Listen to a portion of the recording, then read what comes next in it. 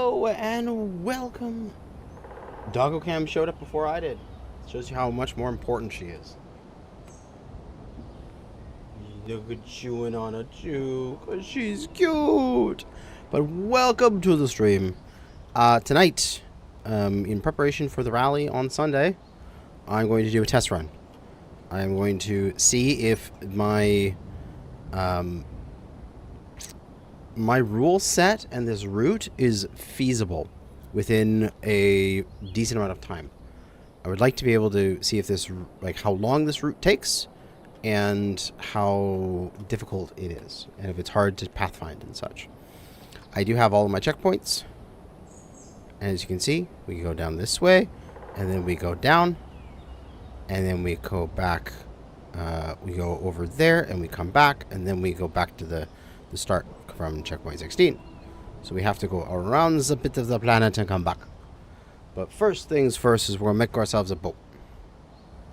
And we put ourselves into survival, but we're going to switch ourselves just quickly back into creative within survival. When people actually join the server, which I need to set up that server tomorrow, they will have a giant pile of resources available for them so that they can just build. They don't have to worry about anything. But they'll have to do it in survivals. They have to, like, actually weld stuff. Things will take time. Because that's part of the challenge, is you have to build shit yourself. We're going to get our ship propellers. We're going to get batteries. No batteries. We're hydrogen tanks. Tank. Engines. That's our power source. And we'll get a control seat of some kind. So, let's get this going. Landing gear. As the first thing you need for any design, you just plop a landing gear. That is very angled. That's better. Still on an angle, but good enough. Blocked. God, this still is such an angle. My God. There we go. Get a little bit of symmetry going. And we're just going to make a basic boat. We're not going to do anything special. We're just going to do a basic hull, make it float, and then make it drivable, and go from there.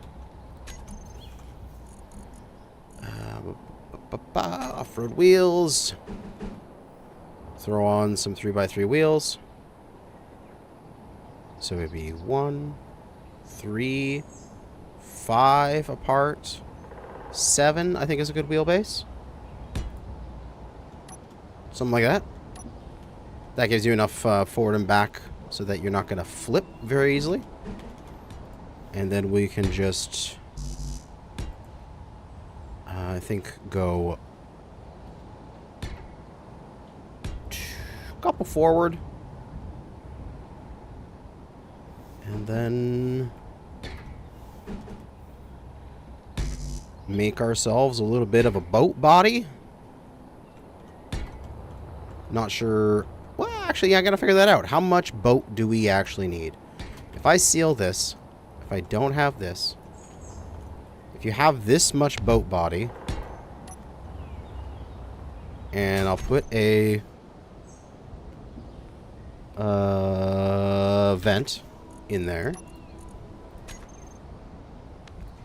Just stick a vent in there on the floor.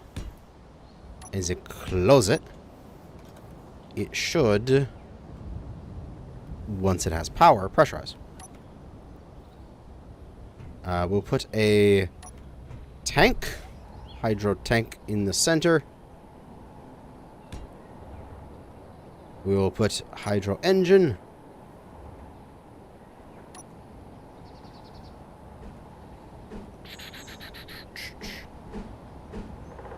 Off the tank.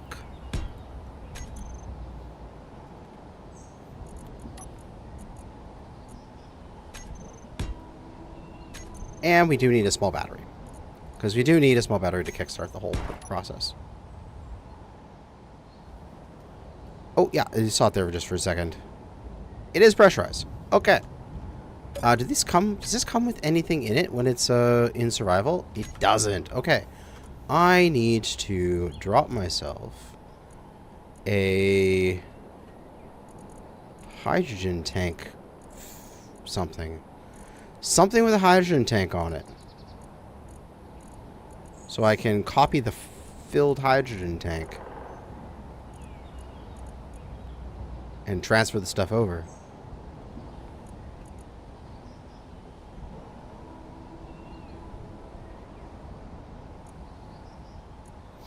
Dromedary should have some. Dromedary's got lots of hydrogen.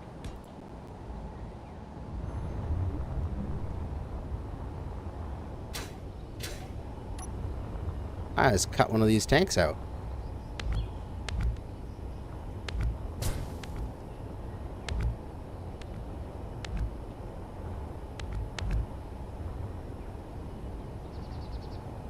Don't mind me. I'm just cutting this tank free. Hopefully it doesn't explode when it falls on the ground. It didn't! But we got a free tank. Okay, good. So now what I can do is I can just place down a little platform. Put that tank on it. I don't wish to respawn.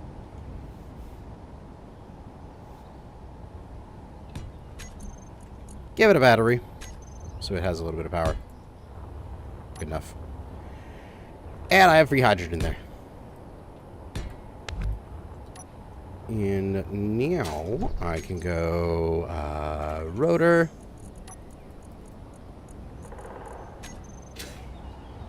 Advanced rotor.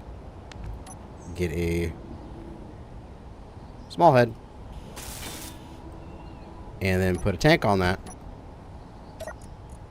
And then a stockpile. And then that way I can copy and paste a full tank. So as soon as this is full, 9 more seconds.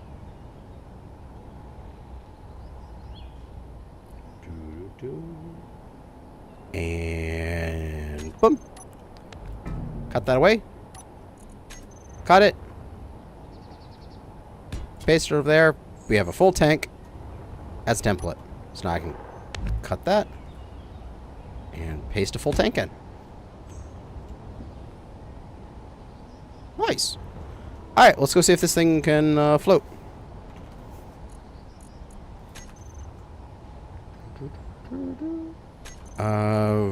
Where is the control Z? Ah, yeah, that looks better. A gyro.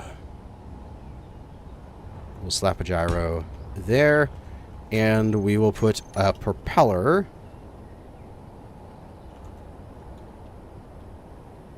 there. My beautiful test ship.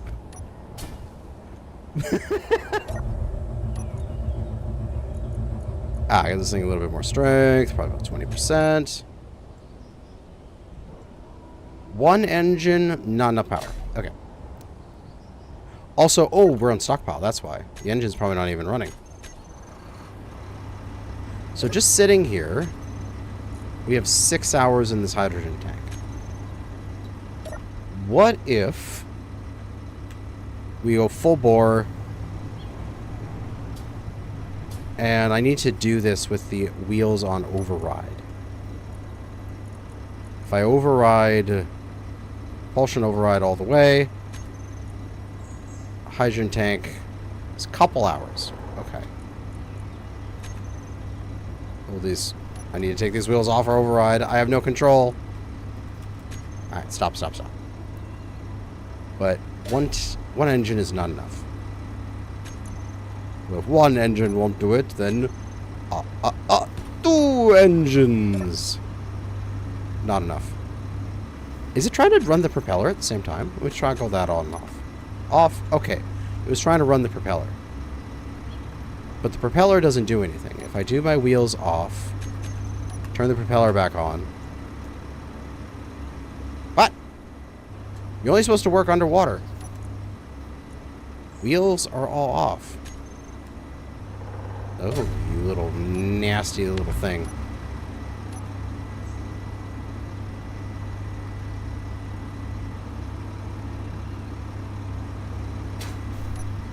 I thought this thing was supposed to only work underwater. Raw.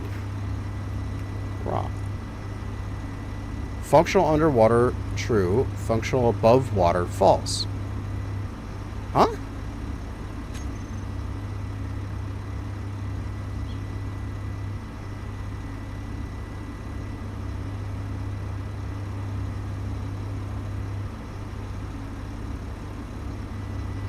I don't know why that's not working.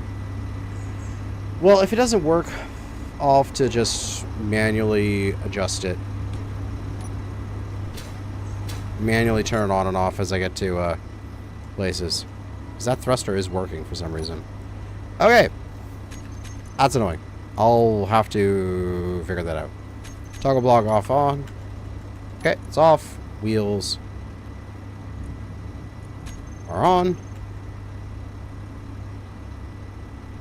Let's go see if this floats with this amount of weight in fuel.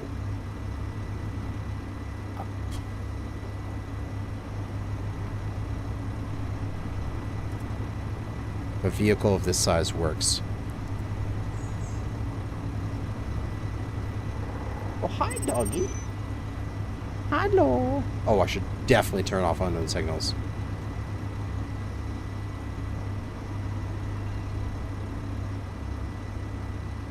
Oh! Oh, we're going to need some buoyancy. We are a little bit low in the water here.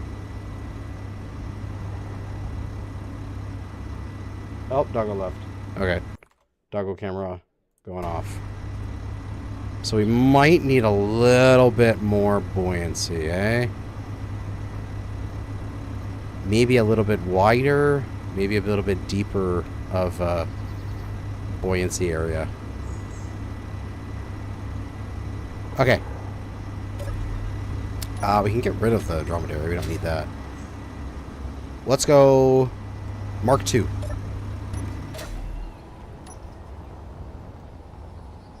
Let's put this over here. Let's take off everything on the top.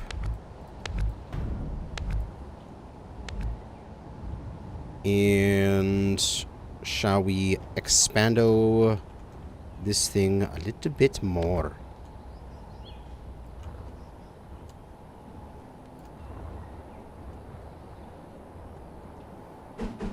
I'm going to do one more step, essentially.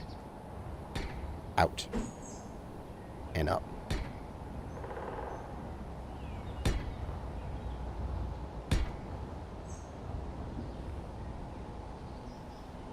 Oh, I can hear the dog in the other room going after kibbies.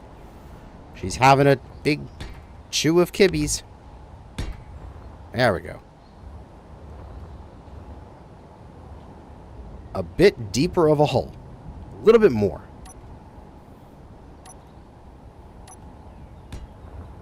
And we'll get the fuel system back on. Gotta copy our full fuel tank. Place it back in there. Get our engines. Oh, we'll do the engines on either side. That way that's equal weight.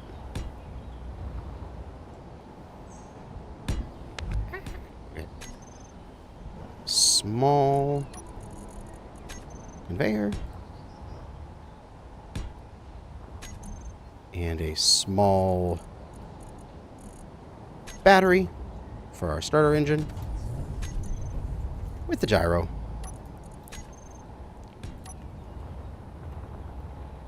And our prop.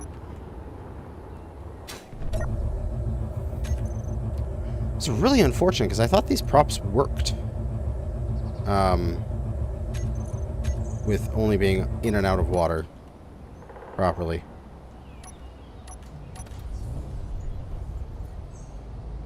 Ah. Oh, right. Stockpile in the the tank. We got a power. Let's go. Also for those wheels. Full power!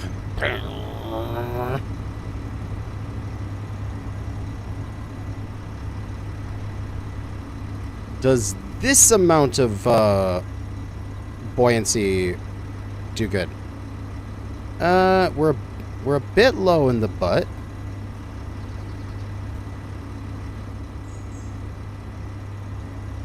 But we are floating. Theoretically, if I put my gyro here with override on off, I got myself leveled out and just overrided. I'm cooking. Cooking with gas.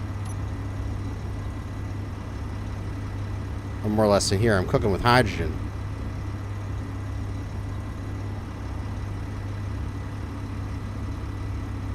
Is that prop sneezing in the water? That's spinning, that's good.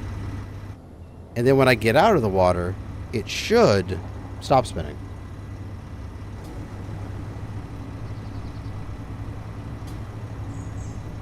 Hey, I think that's actually working. Oh wait, I turned it off myself. I don't know what's going on. Turn off the wheels when floating? Yeah, I probably should. But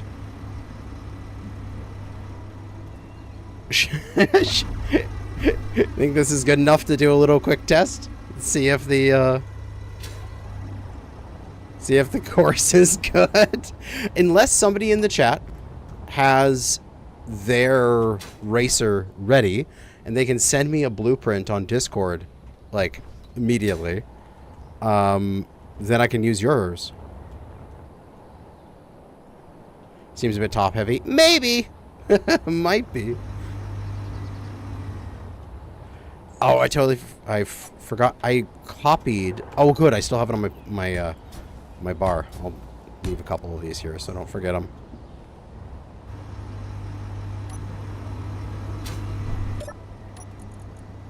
Because I think one hydrogen tank. I don't know. I want to see how far we can get on one large hydrogen tank. So I'll place, and I will stockpile off, stockpile on. There we go. Well, the racer's already been chosen. Well, people have been signing up, and I'm probably at the end of this stream going to close these submissions. So, let's take a look. Forms, 2024 rally sign up, responses. There are 9 people registered.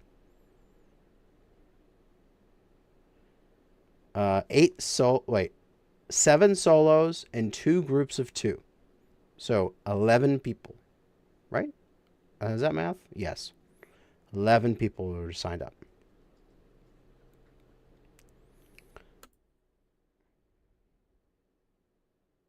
Yeah.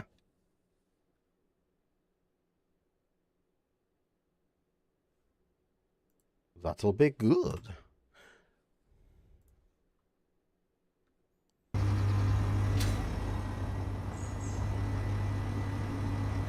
Because I think I'm just going to take this. And take this, I know I'm not racing. I'm just watching.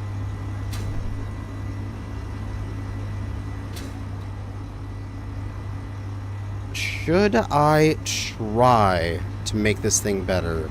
Or just have fun with the fact this is top heavy? I'm sure some other racers will make much better things than me. But let's just start going. I want to see how far one tank of gas is going to get me. So we're going to take our hydrogen tank off stockpile and go.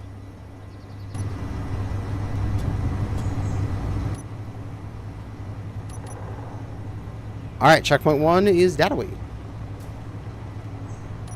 First, through the forest.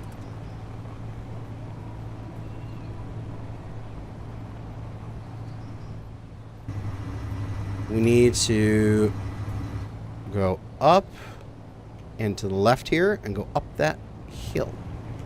Hopefully not hitting any trees.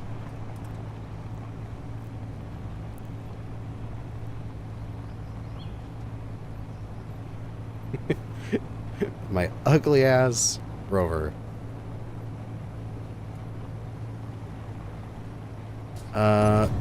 Did I want to go around this? Yes, I want to go up and over this.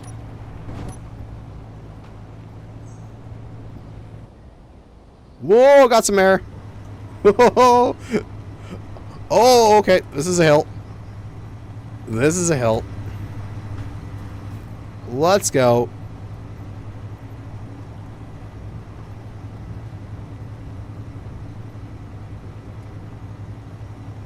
All right.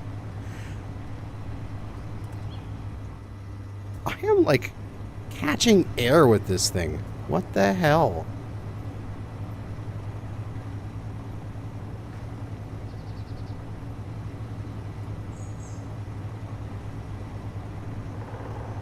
I think something I might want to do real quick is to turn off the propulsion on the back wheels. And you turn off the brakes on the front wheels.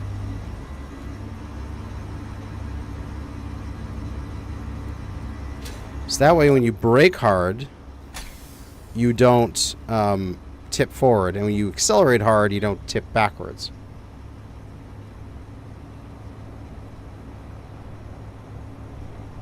We're not going to go as fast. It might be good to extend this thing. Make it longer, make it a 6-wheel design. That would improve its stability. Okay, I need that propulsion, though. I'll leave the brakes off, but I need that propulsion on. We need to go. Yeah, there we go. Now we're speedy. Heading towards checkpoint 1, 15 kilometers.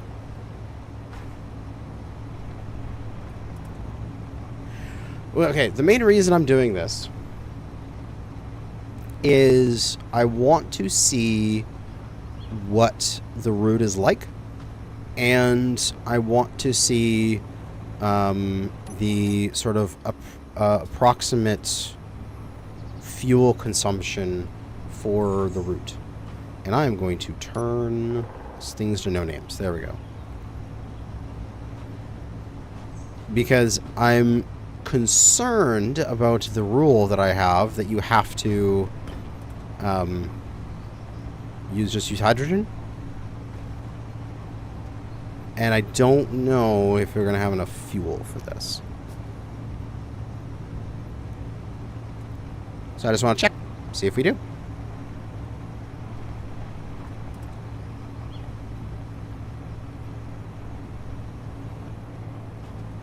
And you know what I'm going to do? I'm going to very quickly stop up here. What I'm going to do is I'm going to cut... I could have left that, but that's okay. I'm going to cut it. I'm going to copy. And I want to paste them together and make it twice as long. Let's see. Oh, there we go. Hold right there. Oh, I'm so good at this. Alright, take away that guy. Take away these. Take away that. Get another propeller on the back. I now have longboat. There we go. Oh, but I need way more power now. Because I have another several wheels.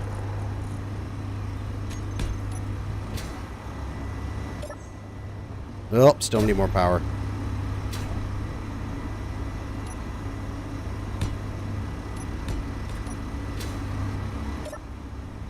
Oh, still need more power.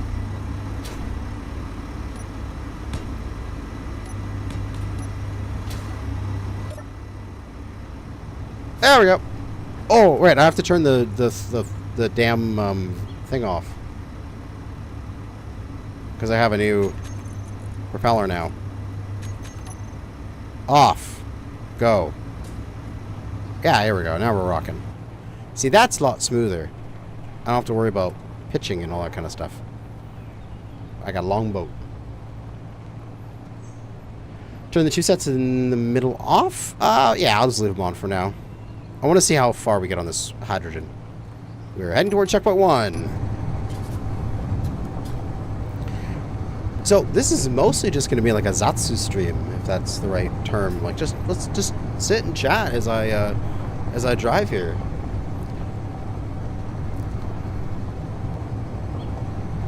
But now it doesn't fit by the 2x3x5 space. Ah, whatever. This is a test. So that's another thing I might, yeah, 2x3x5 needs to stay. In order for you guys to just not make giant ships.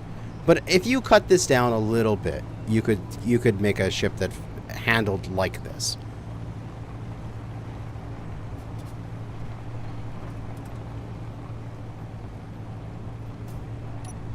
But how is everyone today? Are you feeling good? I know you're not. You're sick as a dog. Am I going mountaineering or am I going down the valley? I think I'm going mountaineering. Let's go this way. There is no route. This is whatever route you take. If you think going down the valley is faster, go down the valley.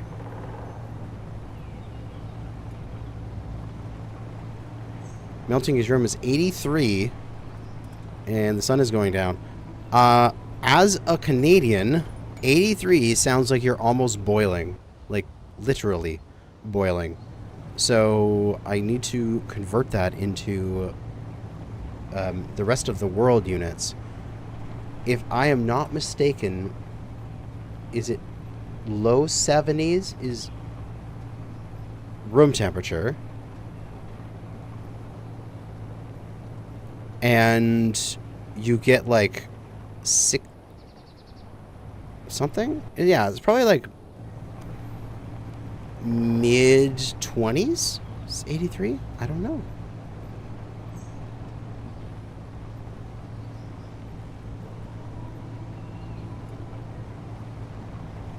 $28.3.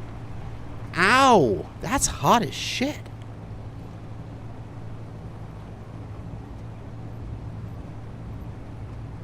Whew. See, in my room right now, because I got an air conditioner running, it's just a perfect 20 C, which is like your 70 something or 69 or whatever it is. The nice temperature. So I'm just happy.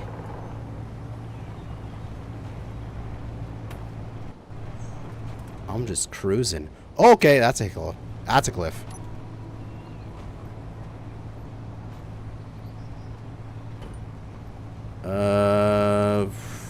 I guess we're going down this valley. Why not? Get some speed going down this hill.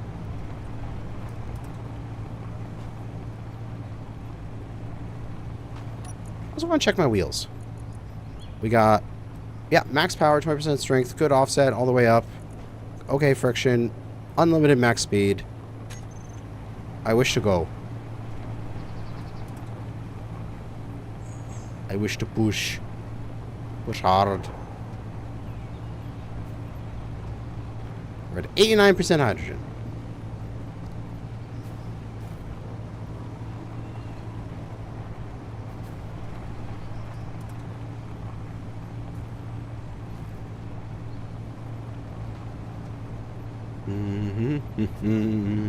What's that in Thanksgiving turkeys per room? Woo! Get some air! Oh, really getting some air. Holy shit.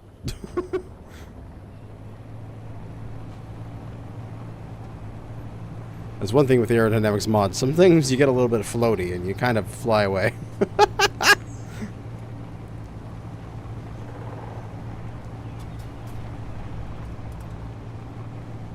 Now the question is... Oh, I have to get to that checkpoint. Let's go over the hill. Let's go up and over. Instead of going down into the water. That'll take a long time. With a good boat hull shape, you can gyro steer while gliding. What? That sounds so cool.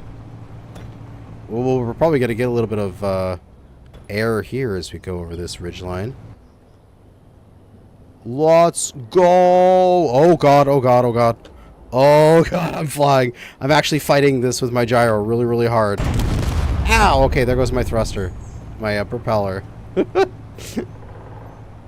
So, if this was the actual race, I would have to have spare materials to patch myself up and replace my thruster. Like replace my propeller. I probably want to add a couple more gyros on here. But since I'm just testing, I can just pop on anyone there. There we go.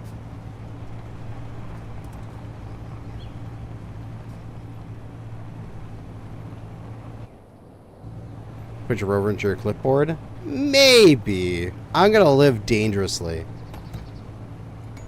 I'm just going to not do that.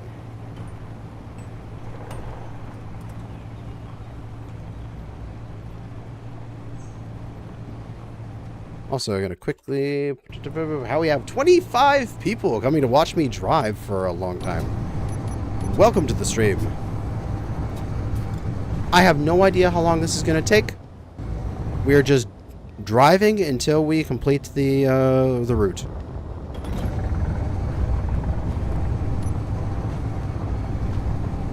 Where is... Checkpoint 1 is over there, 3.8 kilometers away.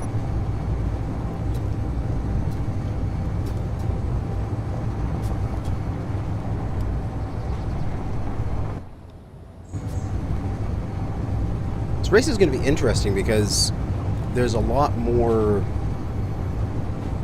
like stuff in the way, so not everybody's going to be doing the same route. When it goes silent, it means you're floating. When it goes silent, like this, it's I alt tabbed out of the game to my OBS or like YouTube. But when it goes silent, like if I go off a cliff like this kind of silence, that's when the I'm not touching the ground.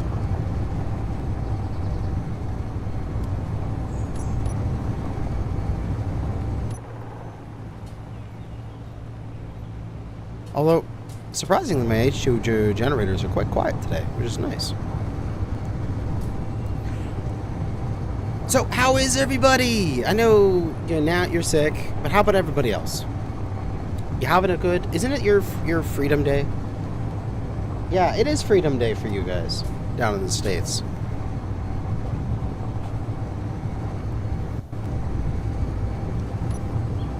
Guys having a good time?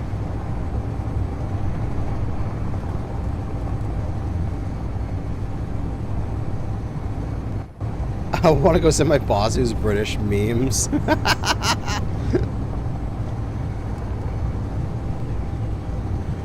Yeah, the longest day rally next weekend in Ontario. Nice. Yeah, we in Canada had our day on the 1st, and we thoroughly enjoyed it. Celebrating another year of Canada.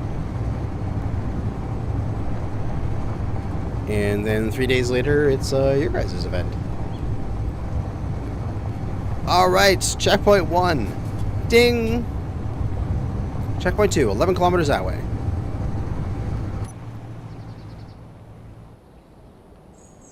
I guess we'll go along this valley for a little bit here.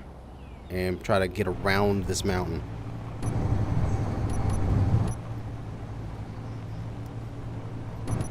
Yeah, there we go. Just stay with this view for a while.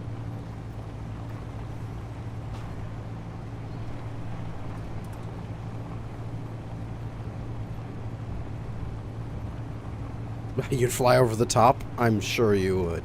See, that's the fun part, is that I have no idea what route people are going to take. So I don't know if they're going to, like, follow the terrain and go around the mountaintop. So they're just going to yeet themselves from the roof, like from the top, and like glide their way down. Like, it's just going to be a test. It's going to be really interesting. Probably the most interesting rally so far. Because it's my second rally, but still interesting. Oh God! Oh, that's a cliff. Okay, here we go. Line up at the cliff. Line up at the cliff. Get it, good. Got it. Land. Let's go. Alright. On the ground, we're hovering just above 30. Let's dive into the water. Put our propeller on. We are... Propellers, kick into power. We're only going about, say, 20. So, water is objectively slower.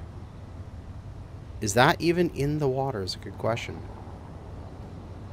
Or are my wheels pushing me through? Wheels. I gotta turn my wheels off for a second.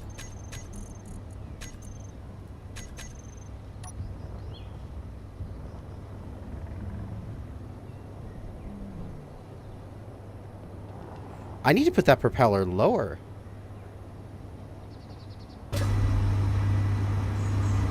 Fuel low. Whoa. That's okay. I'm uncreative. I'm good. Fuel critical. Because I'm sitting too high up in the water. I need this down there. Because it wasn't always kicking in and making me go. Now it's there. Now it's pushing me.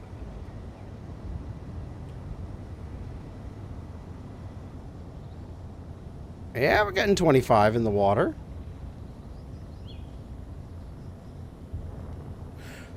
So, you could theoretically move faster on land, but you have to follow the contours of the land, where you can go with the water and you can move a bit slower but move straight. Oh yeah, I know the ship needs a bow. It could be way better designed. I know.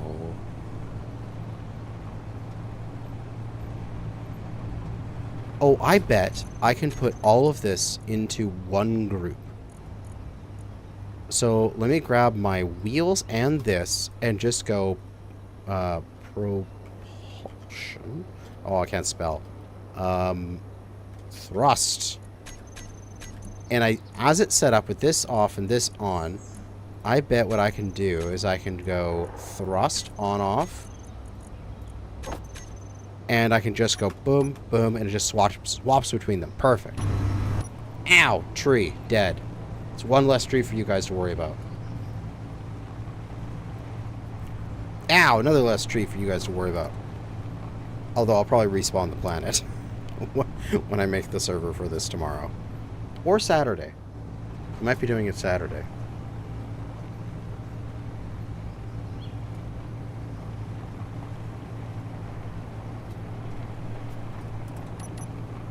Go, go, go.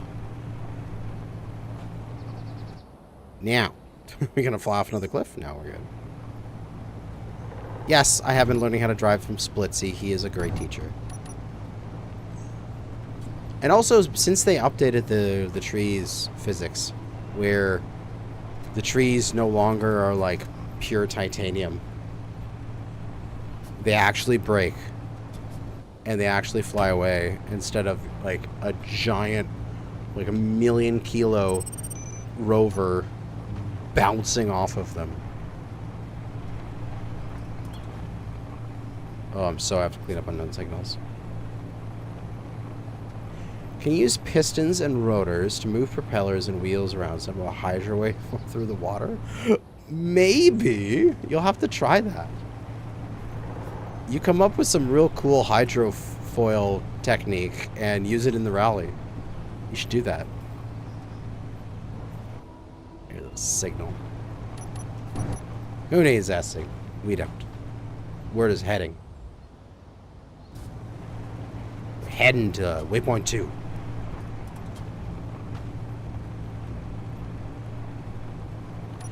And we have used approximately 1/4 of a tank. So, as it stands, if you get, say, 4 waypoints a tank, you would need about 4 tanks, because there's like 16 waypoints. You know, real rough math. But, as I was seeing Nat say, a collector and O2H2 gens of, you could theoretically create your hydrogen in place. and refuel during the water sections. I'm tempted to quickly plop a collector and a gen onto this once I get to waypoint 2 and see what that does for my fuel. Because if it's like that's the meta, like collect ice and make your hydrogen en route, then like if that's legit, we can just leave it like that. Because we have the next section here is a forest water section. That's why I put waypoint 2 over here. You need to get out to waypoint 2, and then you have to go across this bay. Boom, in the water. Oh, the thing turned on. Automatically. Interesting.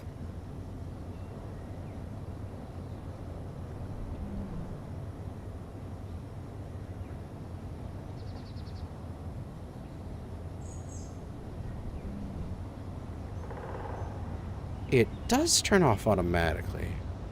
I thought it didn't. Okay, let's see when I get out of the water here if it turns off.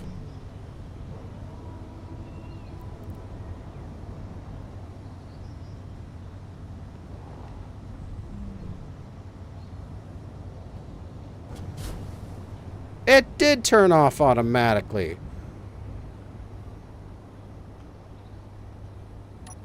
How nice. Okay. So we are at checkpoint 2. Let us very quickly park. Fuel critical. I know my fuel's critical, girl. It's fine. Collector. Okay, collector. Where are you gonna go? You are gonna go right in the middle of this thing here. We're gonna go boom, boom, boom, boom. Ba-da-da, ba-da, ba-da, ba-da-da, ba-da-da. And we're gonna punch that through, and we're gonna go boop, boop, boop. Make a hole. Make a hole. I'm gonna put a block here just so I can place the collector against something. And seal it back up. We're gonna use spectator camera for the rest. So that should be nice and sealed in there with the collector on the bottom, with a junction on the top for us to get the ice out. We can punch through here so that this one vent is now doing this entire volume, so we don't have to worry about pressurization. We can also just get rid of a little bit of this weight in here by cutting it back. Look at that, we're getting even more streamlined. The ship is getting better every passing moment. And then we can do an H2O2 gen, which I always say incorrectly. I always call them H2O2s, but they're actually O2H2s. And I am just horrible at life when it comes to that stuff. And I can just put in one here. No, I'll just do this. I'll do this, and I'll get 2 of them, and I'll go dunk, and bring this over, and dunk, and dunk, and dunk. Good. That many engines, you need 3 to 4. Well, at least to keep them always topped up. But I'm not thinking about that. I'm thinking about just supplementing my my consumption. You know what I mean? Not fully doing it. You know what I mean? Okay, so if those are automatically turning on and off, then I don't need the wheels there. I need the group of wheels on my one. There we go. Because at least now, my hydrogen tank is increasing a bit while I'm in the water. At least it's not going down. Now, let's see how the 2 tanks do. So, checkpoint 3.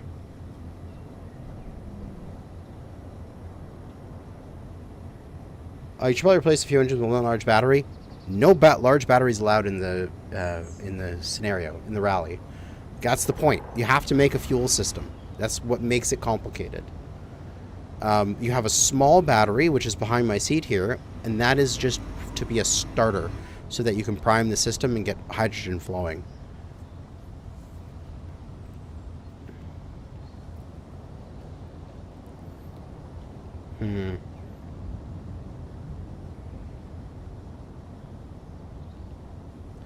I wonder if this would just make it a bit easier for the entire scenario. If... no. The thing is I have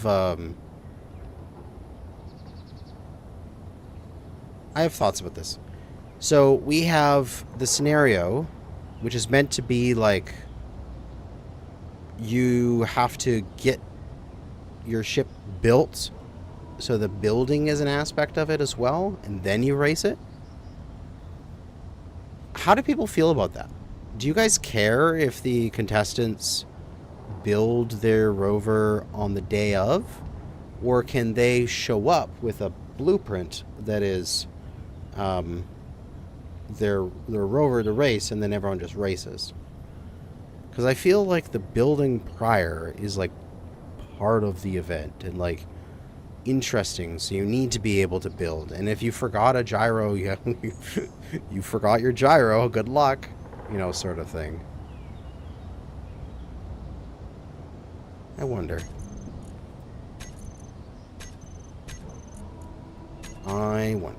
What would be best? Can I get out of the water here? Oh god, I hope I can actually get out of the water here. It looked like I could, but this is really steep.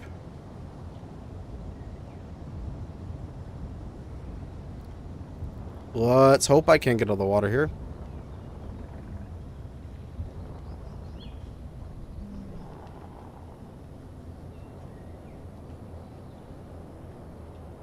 Let's go.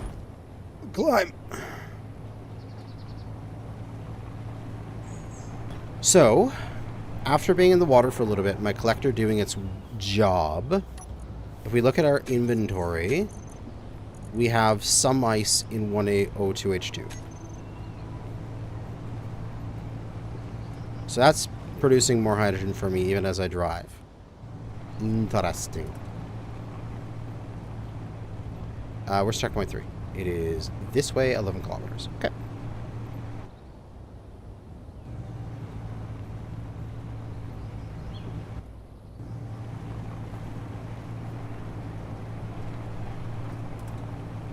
Yeah, I think making fuel en route with collectors and O2H2s is probably going to be meta.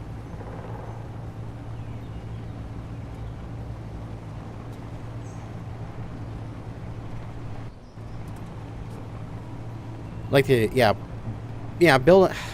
Yeah, let's build it prior. It's just takes a while. Adds another hour to the event, but that's fine. Yeah, because look at that, we actually gained some hydrogen.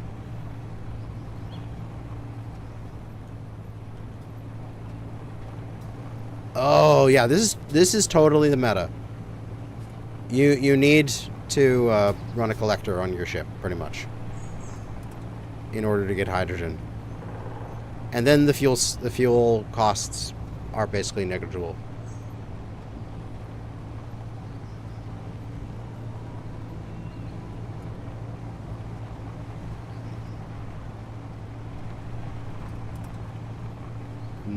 All right.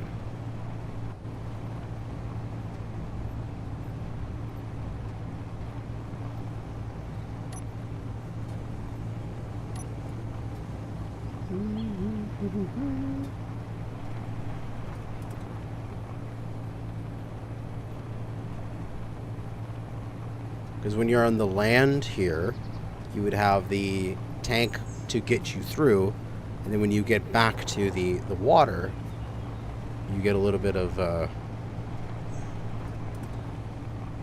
top up. I wonder if people would even run a cargo container and preemptively, before the race starts, fill their cargo container with ice from like collectors and have their cargo have their fuel instead of a tank, have it be a cargo container full of ice, because then they're just actively using the ice like a pseudo uranium kind of thing. They're not actually using hydrogen as it is.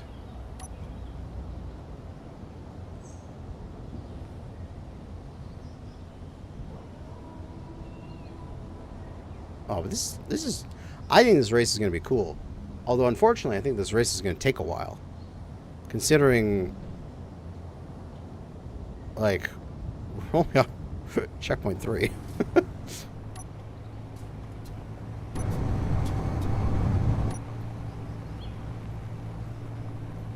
Could it be that this race is too long?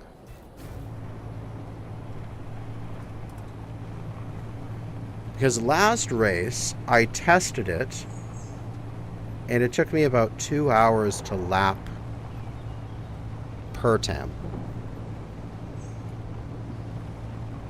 And so...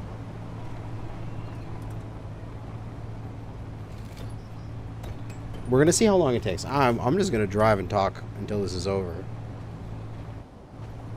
Like, unless it takes, like, ridiculously long. Like, if it's been, like, 3 hours and I haven't completed this whole thing yet, I'll massively reduce the size of the race. But... because I want the race to be, what? 2-ish? 2-ish hours?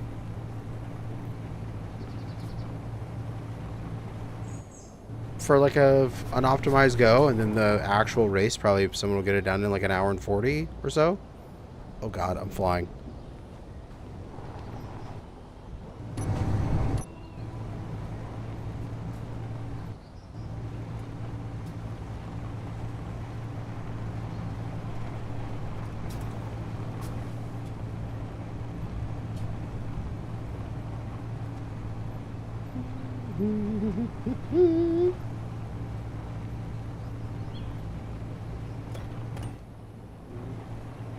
Okay, that's a cliff.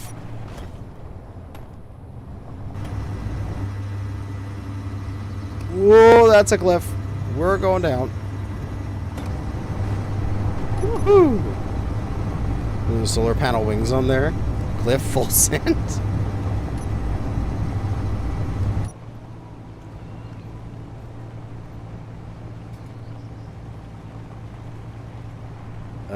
We have to get over that cliff. I think we'll go to the end of the valley here.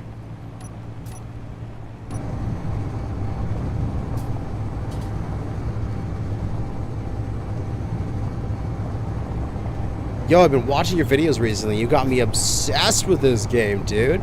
Right now I got 66 hours in the last 2 weeks I've had it.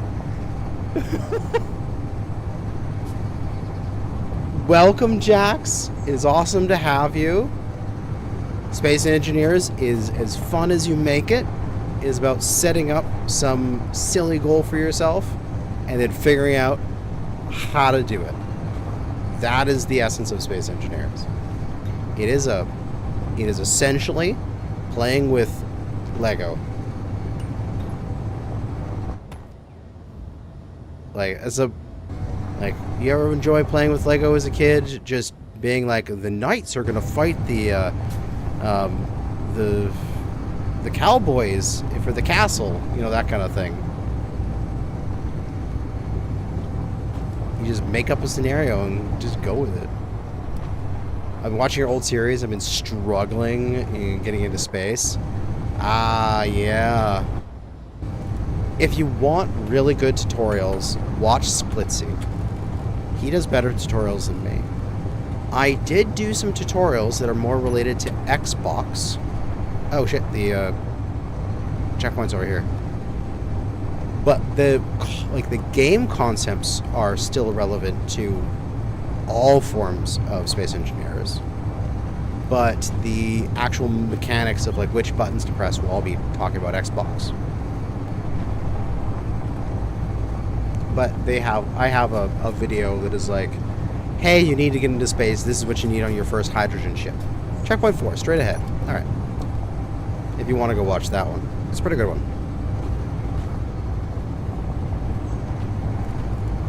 Yeah, but Splitsy is like the main YouTuber of space engineers, I'd say. In terms of like active, constant space engineers content, in my opinion. I want to get the sun. I want to get the sun back. There we go.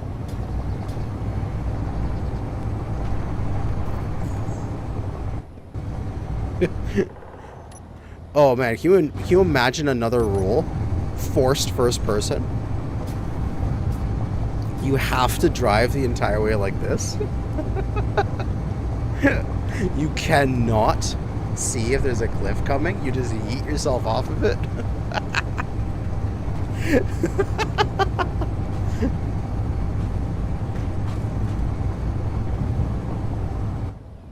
Whee! Okay, here we go.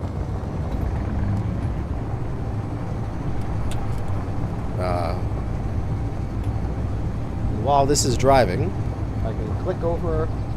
I just bought myself a new laptop, which is exciting.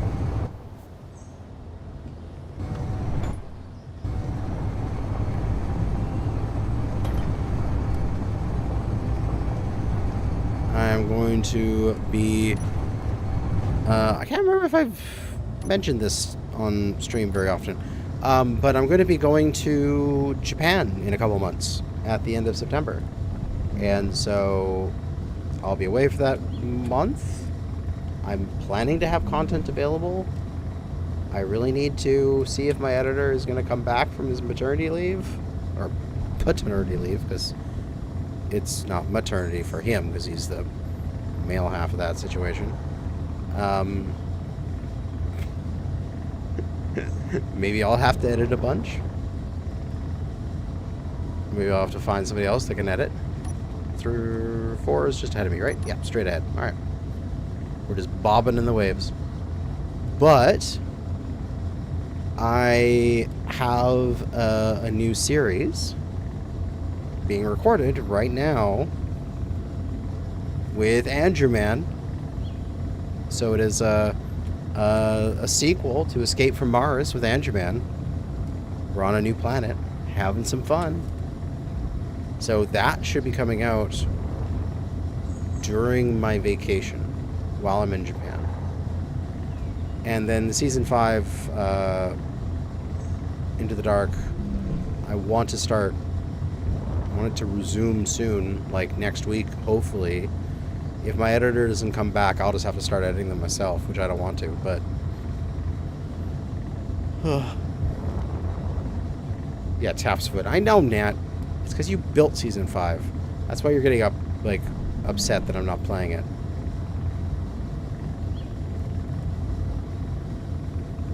I'll get back to it.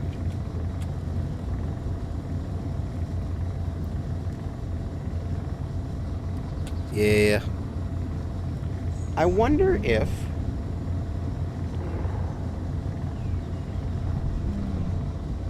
I don't know. I want him to come back, waiting for the editor.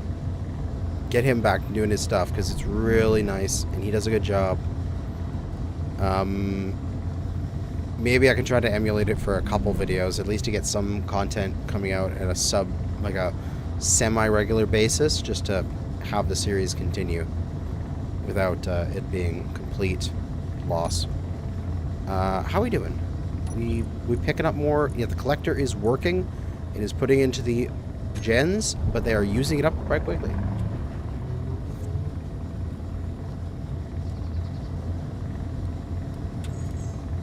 Right, crazy part, when I try to make my plan for myself to head to space, I get completely sidetracked. Right now I'm making a giant mobile base on a rover.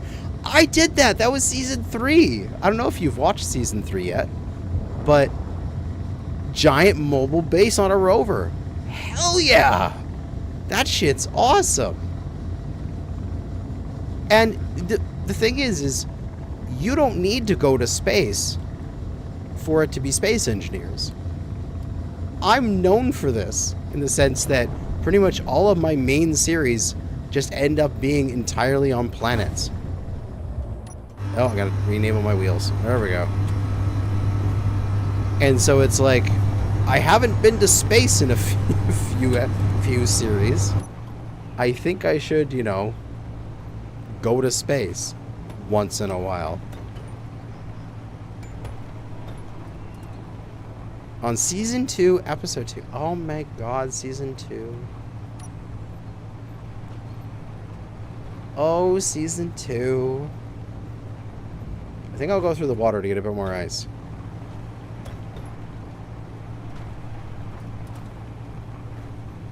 Season 2 is the season of mega projects. Like, Season 2, I built my biggest shit that I've ever built. I haven't built anything bigger than what I built in Season 2 yet.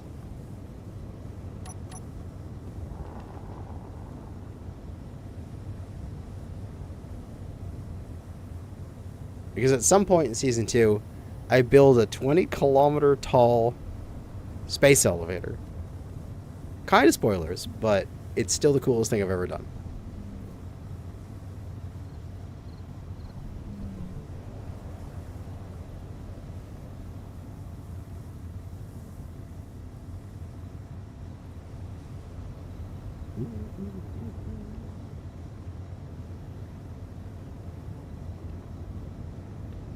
It's so nice having you in here, Jax. Just talking to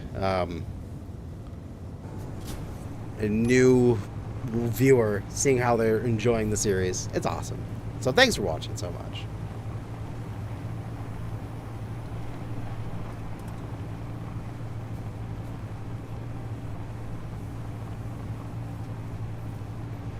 That's the thing. The space elevator was actually fine. I had okay sim speed with the space elevator. Like, I think the sim speed for that save was actually okay.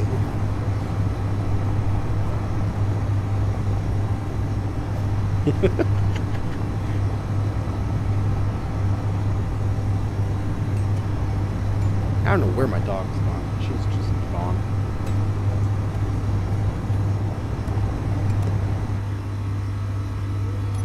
Yeah. Come on. Wheels down. Thank you. Checkpoint 4, 3 kilometers away. Up and over the hill. Something I might do real quick here Fuel critical. is I'll 1, 2, 3, 4, 5. 5.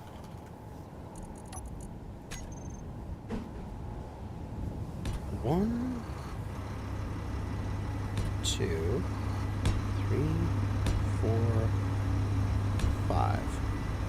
And I'll put them back here. Are they a bit quieter? A little. They are a bit quieter when they're at the back. So that way I don't have to listen to them as much.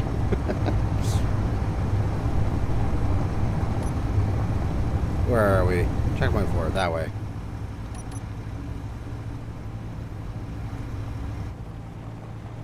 So that's one benefit of putting your engines at the back of your rover.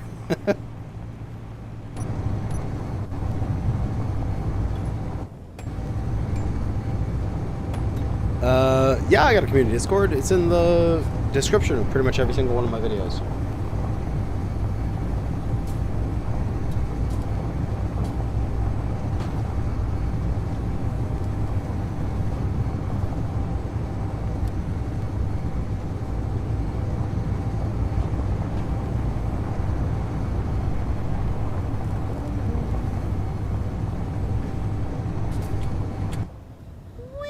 Okay, another cliff. Let's go! Let's go! Cliff divers.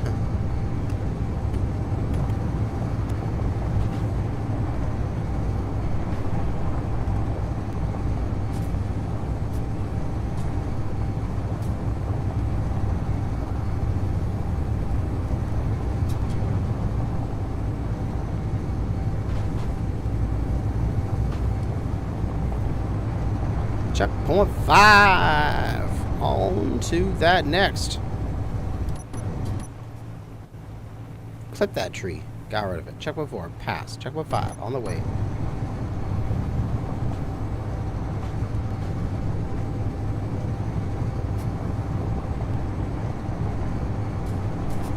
Whoa, a cliff. Okay.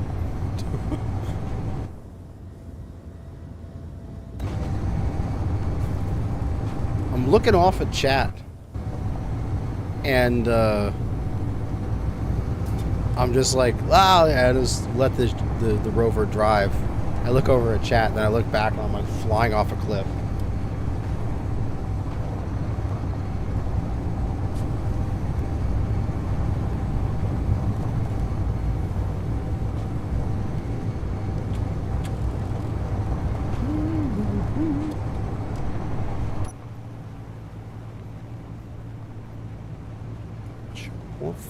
Gonna be a lot of on-ground driving, it looks like. Yes. Up and over some mountains. We'll be good.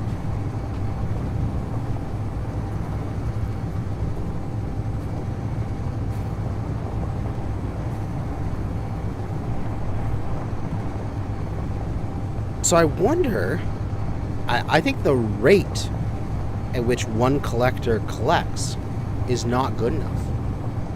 We may need a second collector in this ship of ours in order to pick up enough ice during the let's go around the forest so I don't have to think about dodging trees, during the times when we're going between water sections, so that we can, like right now, I could, if I had ice on board, be making hydrogen.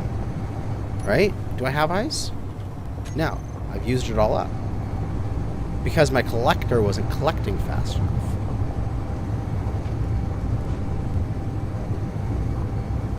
So you probably need more than one collector. Argentina is in the semifinals. Oh, that's soccer, right? I know that's probably like horrible to say soccer instead of football, but that's what it's, I mean, football is different in North America.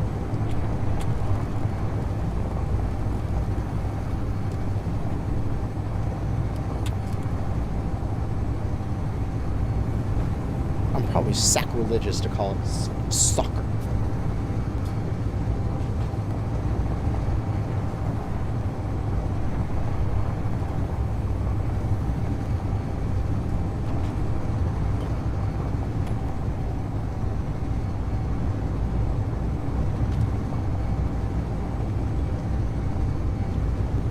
Football.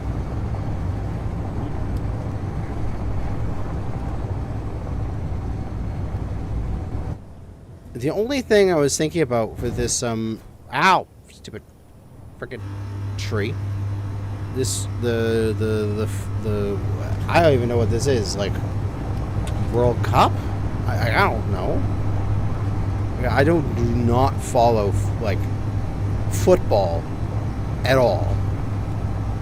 The only thing even that I knew it was going on was that in my World of Warships game, they have a like fantasy pool where if you can bet in game on who's gonna win, and if you get the prediction correct, you gain in-game items because of it. And that's the only reason I knew anything was going on. So I totally forget if I picked Argentina or not. I'll have to boot up my World of Warships account and check here in a minute. Which I don't know if I can do that while I'm live streaming this.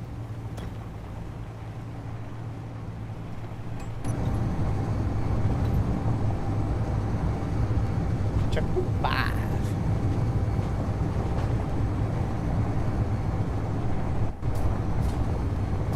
Oh, right, this is the big causeway. I might actually go in the water here.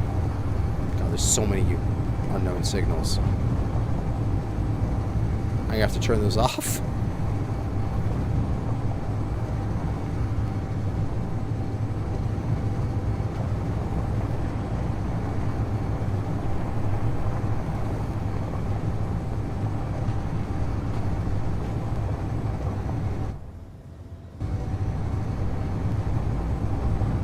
I think we're going in the water. Get a little bit of ice. I think I might do that. I might go slap another collector on this thing real quick.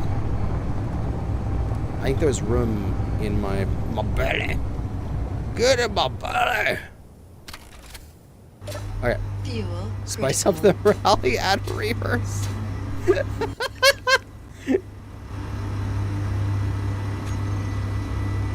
So what we can do is we can just go to collector here. We need to spin this bad boy around and just make a hole like this, and just put another collector right there, connected in with large grid. Right? Yes, that's the right way to do it. There we go. Let's see if 2 collectors is enough to get me enough water and to get me enough ice that I have enough once I get past this section here, past this water. Alright, so I'm in the water. My collectors are working. My O2H2s are processing, and they are both running. Looks like it might need a collector per O2H2 sort of thing to just sort of be okay. But we're making progress. We definitely made it a lot further. Remember how we did just like a couple checkpoints on the first 25% of our tank? Then we added this hydrogen regeneration, and now we made like several more checkpoints on the next 25%. So I think that's the meta. Maybe like 2 or 3 collectors, couple O2H2s, bunch of engines.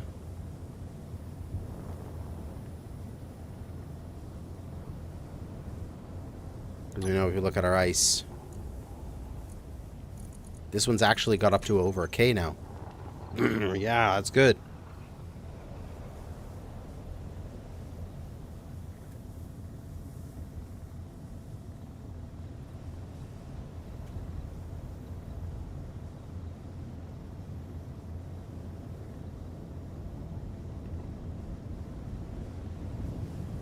Need to add a water world only in vanilla. Well, yeah, they're not going to do that to Space Engineers too. Water mod will never become vanilla Space Engineers. It's just not. It gets kind of buggy. It's kind of jank. Like you can see in the waves there, you could see that there was some like tearing, and you could see through the waves. It doesn't really look good. Like if you're talking about like super polished gameplay perspective. So I can see them going, oh yeah, that's not something I'll ever put in Space Engineers 1. But they're going to have their fully volumetric Space Engineers 2. Where they're going to have the full volumetric water, and you can do whatever you want with it. You can scoop it up, carry it around in a bucket, drop it on somebody. It'll run downhill. Like, that's gonna be cool. It's gonna be real cool.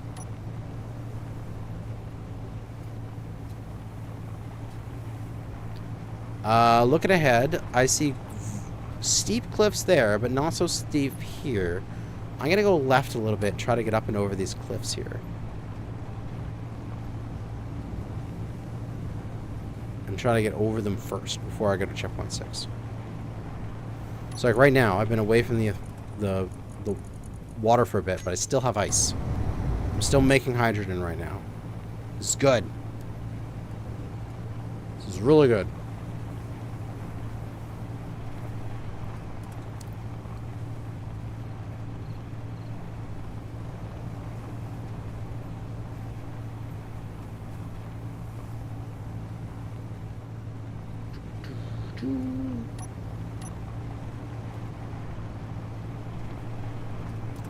But personally, when it comes to Space Engineers 1, I don't think I could ever do another playthrough ever again without Well, unless it was like some very specific thing, like Mars or in space only, you know, that kind of thing.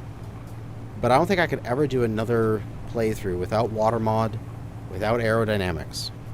Like, I'm just too used to them, and I think they're too, like, good of mods to give up. I think they're just so good, they're almost should be part of vanilla. But I can understand that they're not. Simply because it's not official. But for me, it's like you have your build vision and build info to allow you to like adjust things by looking at them and to get additional information. Like when I pull up a block here and I get all that information on the left of like how much it weighs, how long it would take to weld and all that kind of stuff. Like that is just such valuable information for me. I can never do without that. And then you have the physics changing ones. And although kind of annoying, realistic thrust is growing on me after spending so much time with it in Season 5. Like, having to think about your balance of your load and stuff like that. Like, oh, I have a giant thing of cargo. I should probably put a thruster there because the cargo is going to be heavy. And I shouldn't have that heavy cargo off on one end, sort of thing. You got me on Steam? Oh, I'm not. Don't you mean?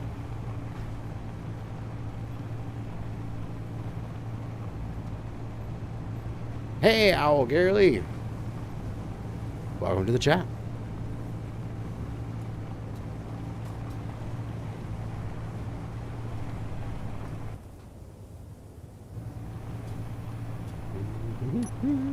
We got 8 kilometers to checkpoint 6.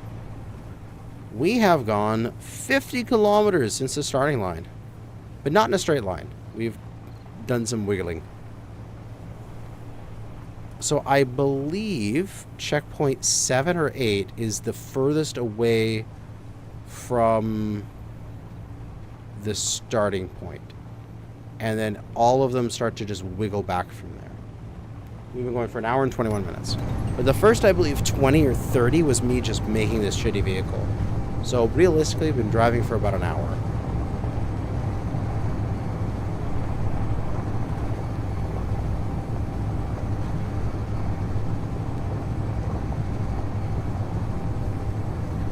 Thought you put you on the TV while I build a bus in Factorio.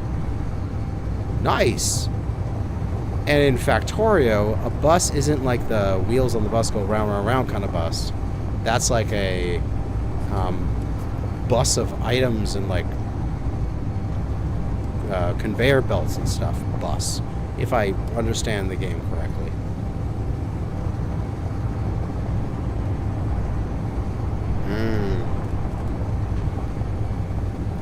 I've built that kind of thing, but in Satisfactory.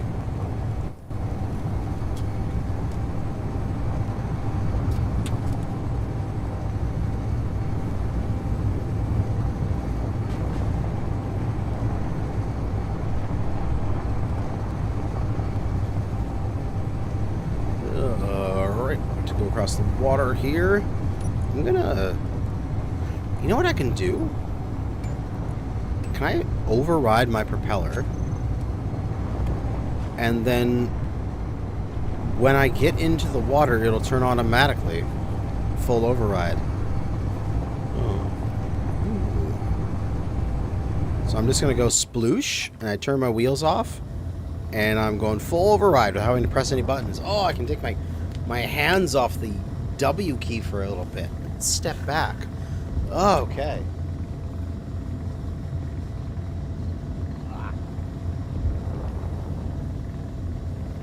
I've got my new laptop over here, and I installed my mobile game emulator.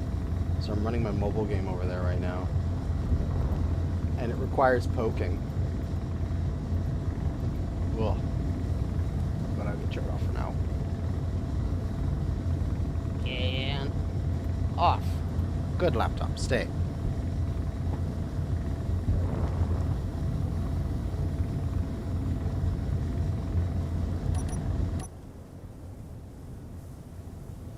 We are kicking butt.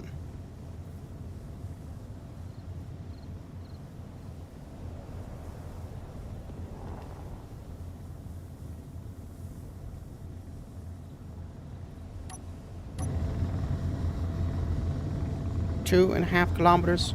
How are we doing for our ice? We are collecting ice. We got another, again, over 1,000 in this gen here. I might try to, let's go this way a little bit. We'll stay in the water for a little bit longer to get a little bit more ice before we go up and over this mountain. Because how are we doing? We got a little bit of time here. I can zoom out. We are currently in that water pool. And we started over here. So we drove this way. Drove this way, drove this way, and now we are here, zipping along. We went from there to there. So maybe just coming back along here would be enough. Not going down on this little archipelago that sticks out that way. You know, that little peninsula that pops down this way. Maybe we don't go down this way and back. But we'll see how long it takes us to get around to 10. If we get to 10, and it's a significant amount of time, we'll just go straight to 14 and cut off this section here. And see how long that takes us. You know, lose 3 of the checkpoints.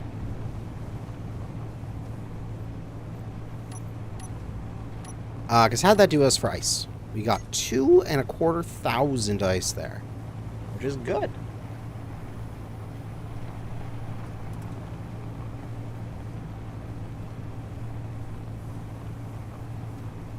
Scramble the waypoints. Have people just driving in every which way and like crisscrossing. Wow, that would be hilarious. It would kind of invalidate some of the racy bits of it, you know.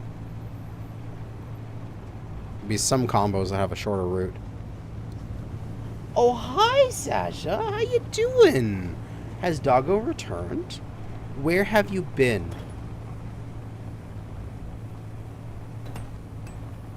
Where have you been, Doggo? Oh, you want a butt scritchy. Okay. Well, thankfully, I only need one hand to drive this rover. I just need my left hand to hold W and press A and D sometimes. I can take my right hand off the mouse, and I can scritch your little butt for as long as you want. Good girl. Oh, wait a second. I need my mouse. Oh, God. Come back, dog. Oh, no. Come back. I didn't mean to let go of the scritchiness. I just had to save myself from imminent doom. Where's checkpoint 6? Or did I... Wait, I passed 6. I'm on to 7. Right. Hi, Sasha. Oh, you're so cute. You're so cute. You guys can't see her, but I can put on Doggo Cam again. But I don't think you'll see anything but her butt. There's Sasha butt. Sasha, if you move your head this way, they can see your head. Doggo! Yay! It's Doggo! Oh, she's licking me. Oh, she's licking my arm. Oh, she's a good girl. Sasha's a good girl. Good girl, Doggo. Here, let me move this. Move this to here. They can see your dog food and they can see me scratch your head. Come here. Come here. Good girl. Oh, now you're going even further in. Oh, you're getting the butt scritch. Oh, I got to turn off my wheels. Okay. I'm in the water now, so I don't have to use any hands. Come here. Just come here. Come here. Oh, it's horse. Oh, it's horse. Oh, it's horse. Oh, it's horse.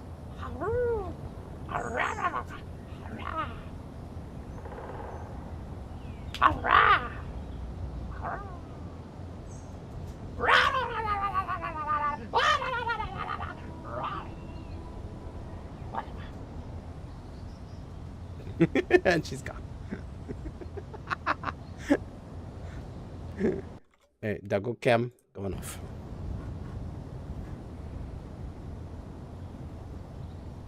This is actually kind of convenient. Just put your propeller on max override and just have it automatically turn on and off as you get in and out of the water. Put your wheels on when you get back to shore. Boom! Out of the water, I'm good.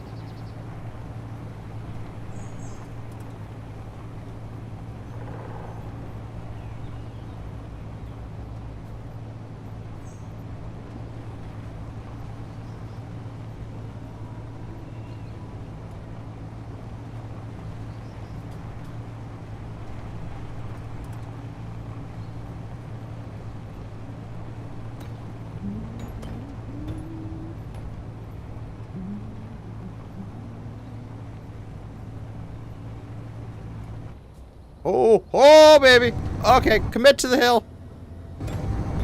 You can't go down the hill partially sideways. That's just asking for trouble.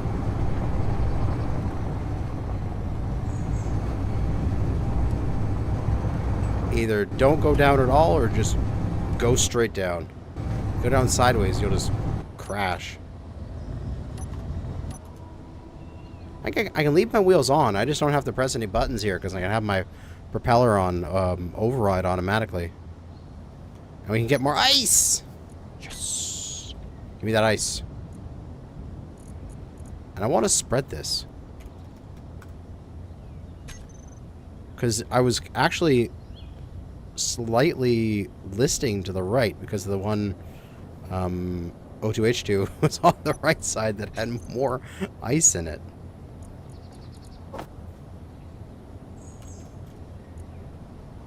Yeah, this one's getting more ice than this one.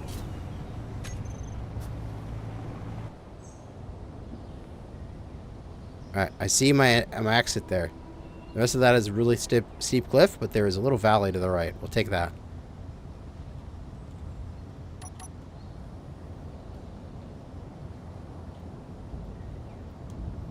Might even be worthwhile to have like 3 collectors.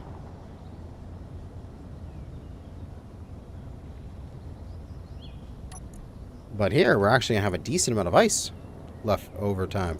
You got like 3,000 ice or more.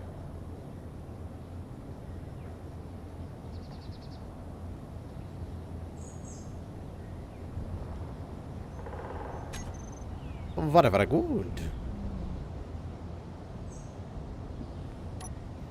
And one of these propellers is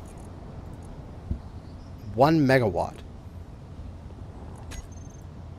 And an engine is 500 kilowatts. So it's 2 engines to have one of the propellers functioning. But you want your O2H2s running as well, so that's going to take power. Yeah. And we're out of the water. Full power to the wheels.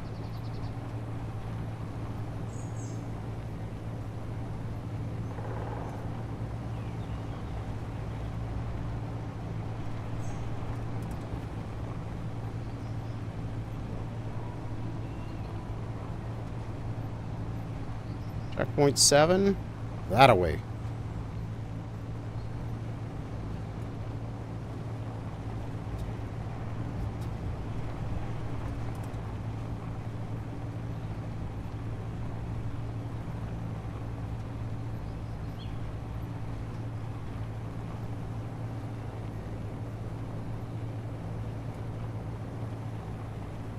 As we are regenerating a bit of our hydrogen right now.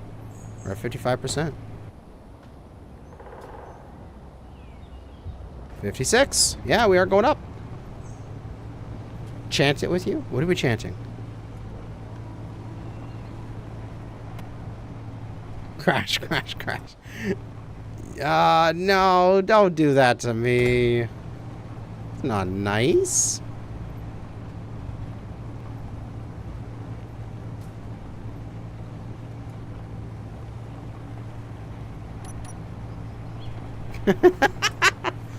Everyone's just getting into the crash, crash, crash.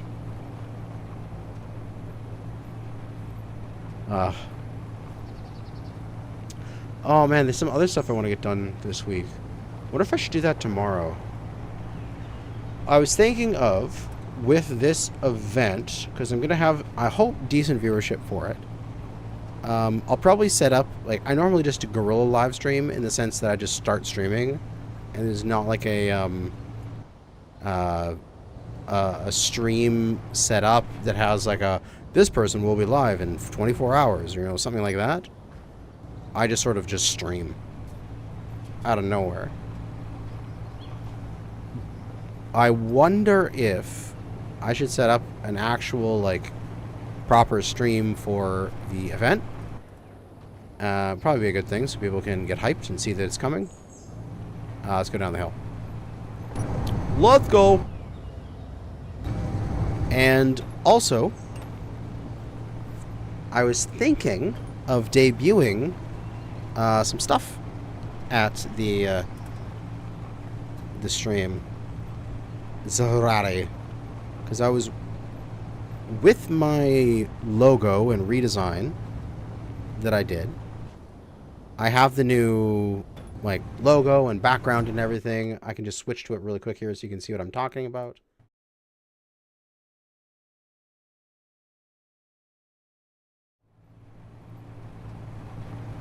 Like, I have all of that. I paid for that. I own the rights to it now.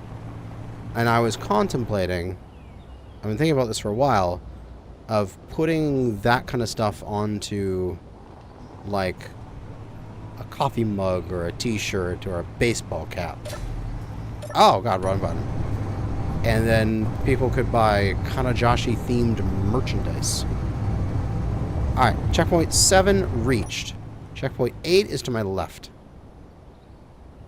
Let's go.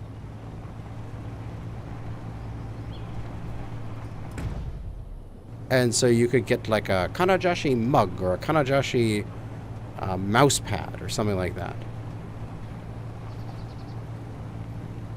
Like, I think that this... Here, let me show you again. This blank scene right here...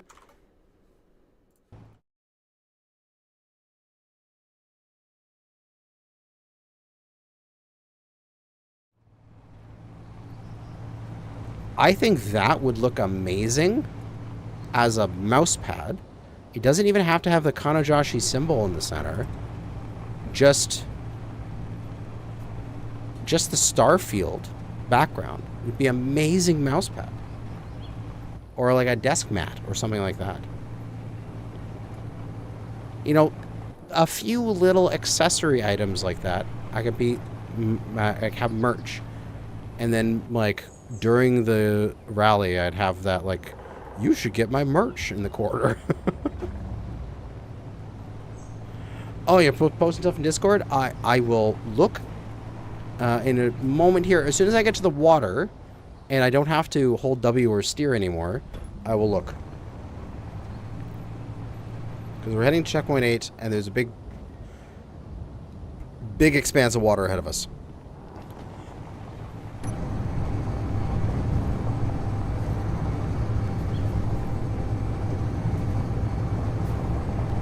Because I let go of the keyboard, and we're in the water. We're good. All right. Let's go take a look. Jax. You posted the ship in the Discord.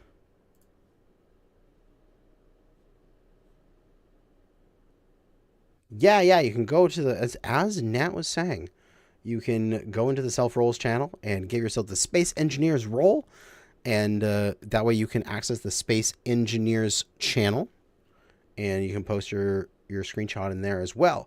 It's all right that it's in gaming, but it's just not super efficient. But for a beginner ship, that is beautiful. It is highly functional. And I love highly functional ships. You go function over form any day for me. But eventually, you'll learn some additional form, and your ships will just start looking better and better and better. But I like it. It is very good. Good job, Jax. Alright, how are we doing for ice now? We are stockpiling again. I don't think this O2H2 ran out over the hill. Or is this one just stockpiling like crazy? I think we actually had ice in stock the entire overland section there. Alright, where are we? We're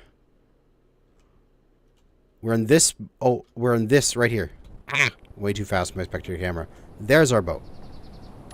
Yeah, we're in this giant lake. It's a lake, right? It's not connected to the ocean? Yeah, it's a lake.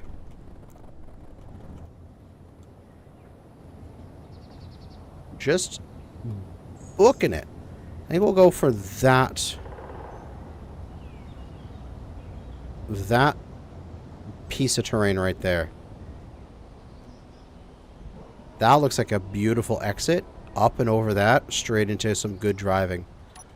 Because then checkpoint 8 is out here on this island, and then again more water, so I'll get more ice, and then some tricky mountains, but there's some pathway up, and then checkpoint 9 there, and then if we want to, we can just go long way water here.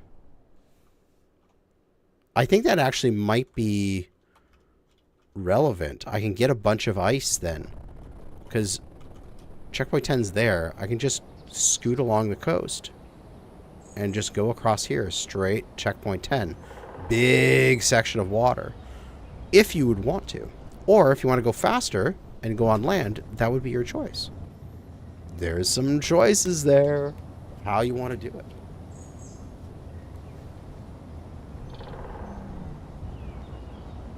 Because we're at 1 hour and 41 minutes, which I believe the first 20 or so. Let me check. Let me go back in the VOD here to see when I actually took off. I was testing, and I left about... Yeah, about 1 hour and 20 minutes ago. So the first 20 minutes were me just screwing around.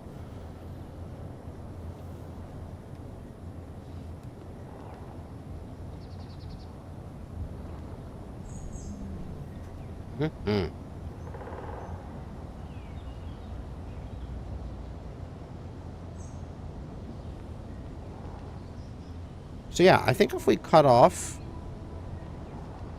maybe I don't want to have the checkpoint 10 there, though. I like checkpoint... Okay, 8 and 9, this is fine. You're just having a water section. But maybe 10 needs to be... Like, maybe there needs to be a checkpoint here. And then 10.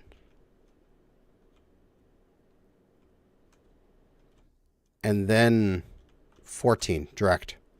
Because I think if we drive down there, that's going to take too long to then get back to base for it to be a decent race time. You know, for like two hours of racing, approximately.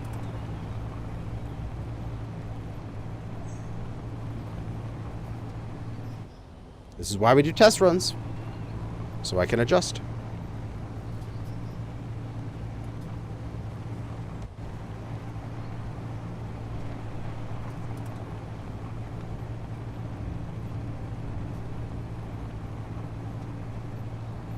But checkpoint 8 coming up.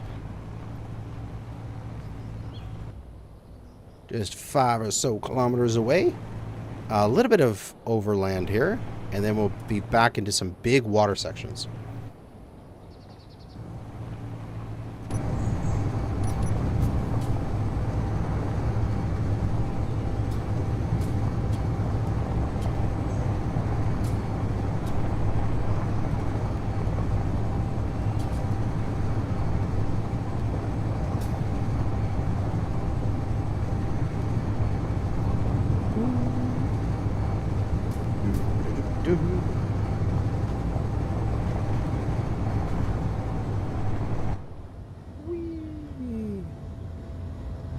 God, I'm flying.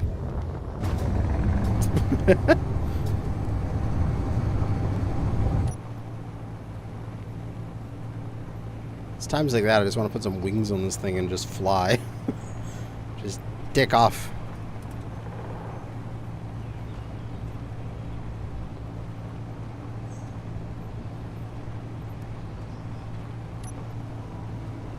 Now, I do want to see. Next time we get to the water, I want to stop for a second and very, very, very quickly build a slanted nose cone on this thing to see if I get better top speeds in the water with an actual nose cone or not. All right, we're almost there. So let's pause up. Fuel critical. Let's get out some armor blocks real quick. And I'll get rid of the blue. And I think we'll just use this group.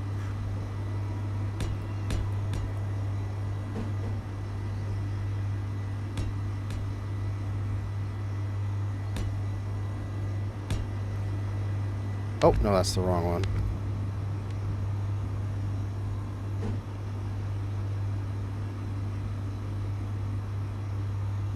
There it is.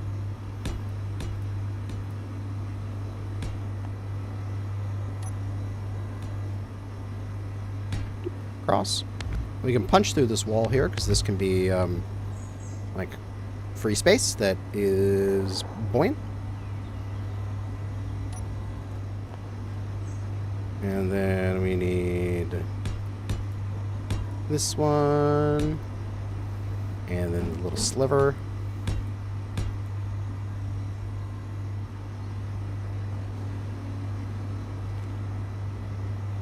Where is he? There he is. This is not coming together very quickly, but that's okay.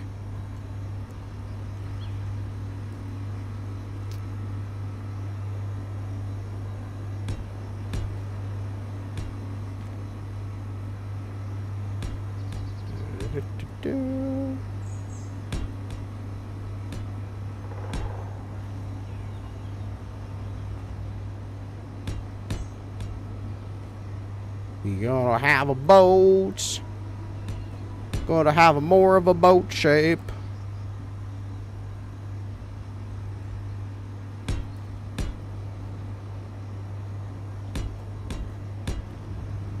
So what were we doing before in the water?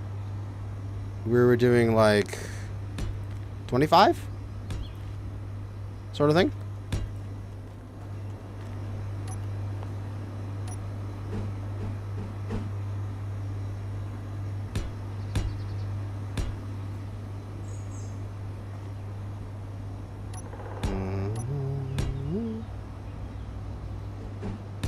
Something like that?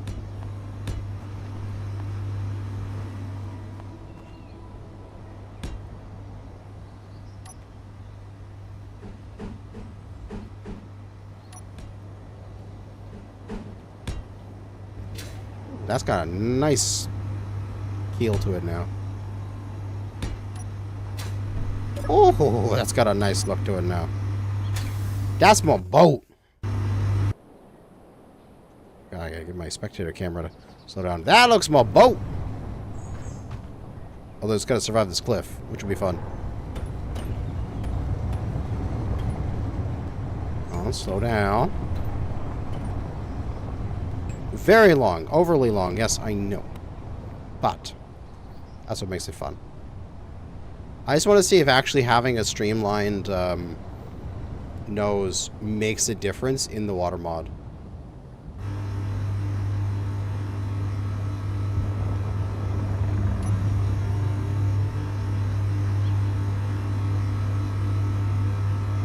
Because what did we have? We had like 25 before? And like, as our top speed? And, I mean, we're not really going any much faster, so...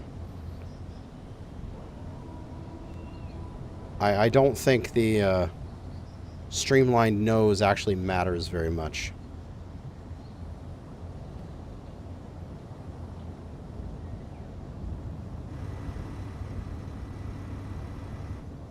It looks good. As you got to remember, is at the event, there is a portion of this which is about looks. There is a small prize for the best looking ship of them all.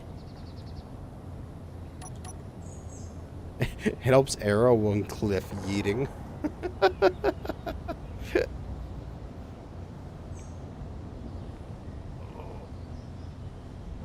Stretch. You definitely shorten this boat a lot. I use all those extra connectors there that could be sliced out, and the middle set of wheels could be sliced out. You don't need 8 wheels, it could just be 6.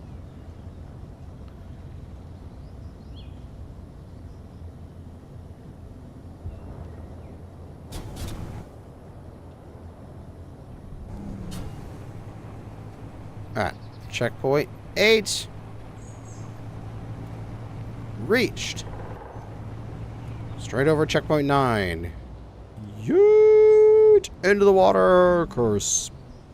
Splash. And we're off. Fuel critical.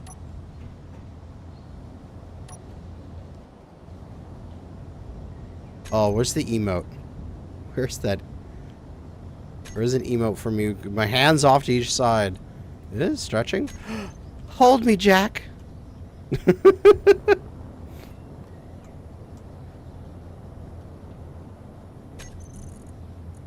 They definitely need like a praise the sun emote.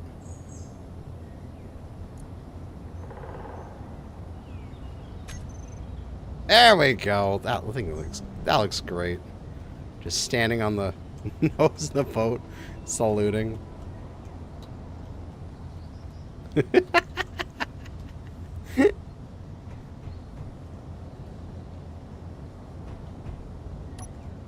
we go. Heading for checkpoint 9. Tank is filling. 72%. Really? Wow, we are actually getting a lot of hydrogen now.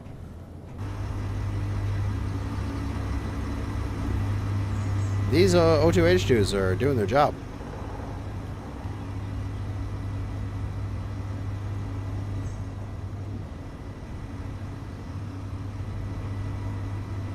I bet if you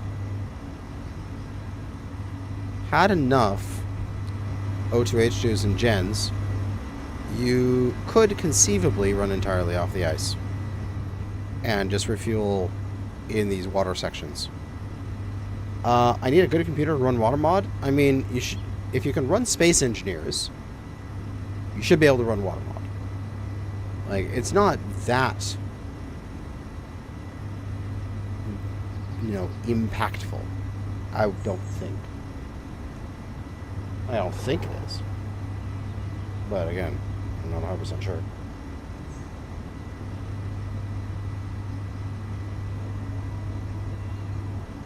My boat only has small H2 tanks to the O2 H2 gens. Yeah, so you're just using those small tanks to tide you over in between water sections, essentially.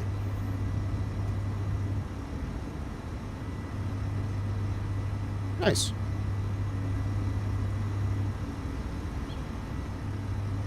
God, I really like water mod. This is awesome. Oh god.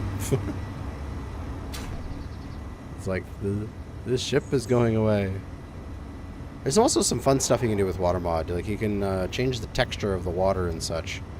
You can make it look like lava or cheese.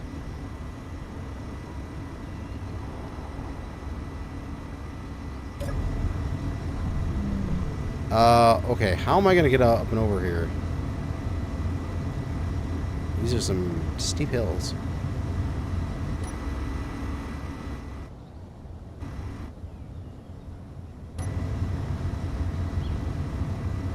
Well, we're about to find out. think I can make this climb. We shall see. Also, I might have to cut the nose off because the clearance, when I try to go up a hill with this nose, it might hit the hill before I can start driving up the hill. Yeah. Nose might get in the way. We'll cut it off here if it gets.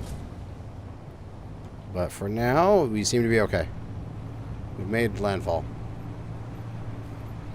Up the hill! Go! Up, up, up, up, up, up, up, up, up. Drive!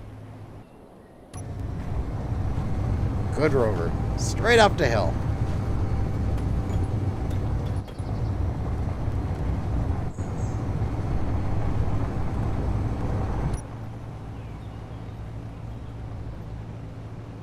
You make a submarine too? Sure, just build a craft of some kind that is heavier than water. And you'll sink.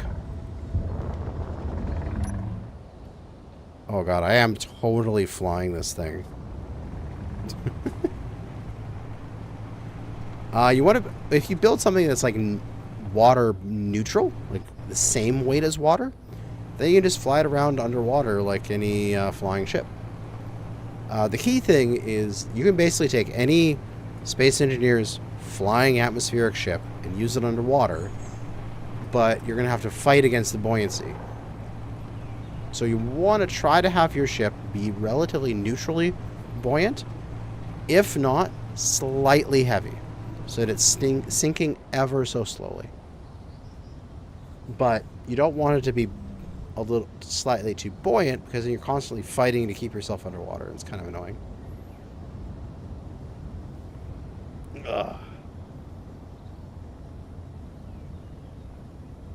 Checkpoint 9.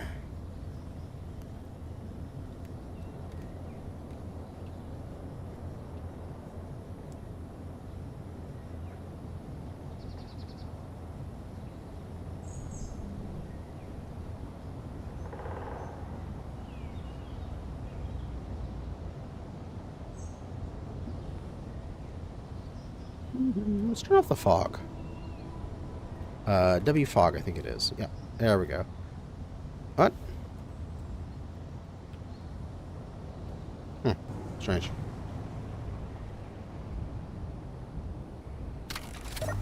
Fuel Thought that would make it critical. so that I could see underwater. Oh, okay. Doesn't seem to be working.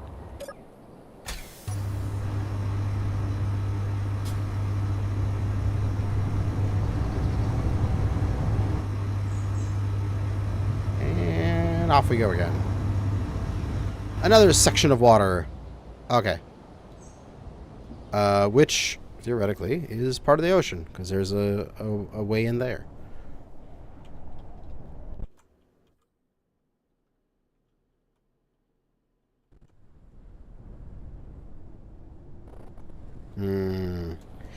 Yeah, I think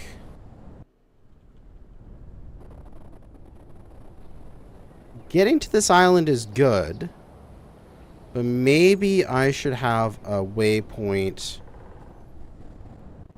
here. Okay, I'm gonna park for a quick second once I get off here. Alright, park up. Fuel critical. I think around there, right? So you could conceivably do this big water stretch. So how do people feel about this?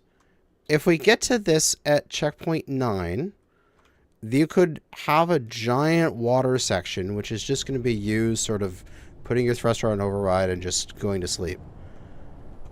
I like having checkpoint 10 on this island section. I think that's cool. But maybe we need a 9.5 that is somewhere here, so that it forces you to come inland a bit. And you start driving before 10, and you choose whether or not you want to go back in the water or go on the left and go out over the terrain.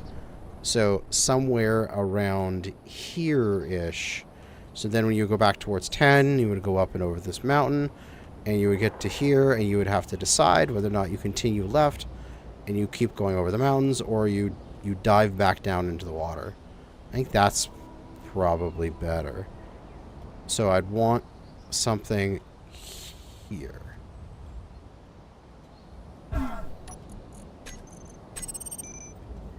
Checkpoint. Checkpoint. Point 9.5. I think that is better. And my rover is over here.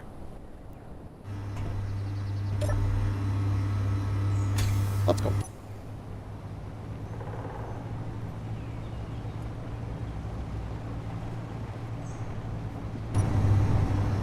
God, oh God, trees. Can't see shit because of trees.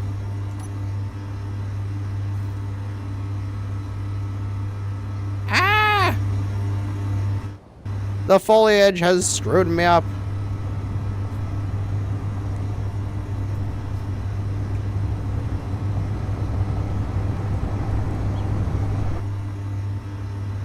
Oh God. Oh God. Baloosh.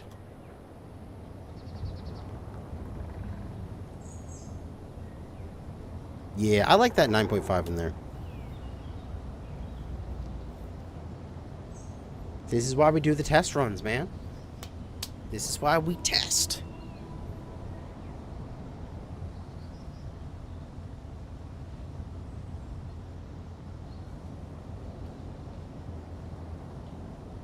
A little bit of sandbar.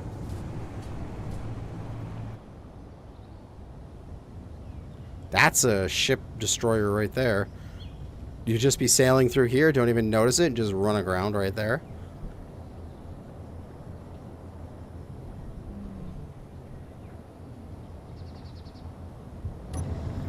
Yeah, look at that. I've been spending so much time in the water. I'm actually gaining hydrogen back up to 84%.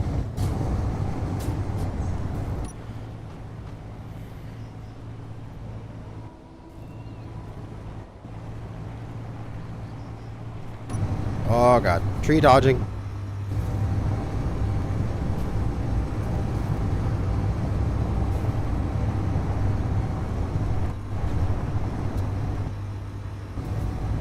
Go along here.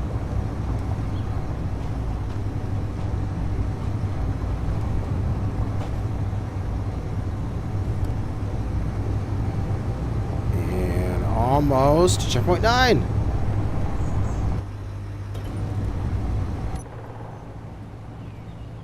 I think I have the rule you have to come within 100 meters of the checkpoint. So that way they have to actually get to this peak here. But then they can just sort of yeet themselves off the ledge. Straight down the back into the ocean. That's the fastest way. Boom! Pop back up into the water. Alright, now to 9.5. So going this way.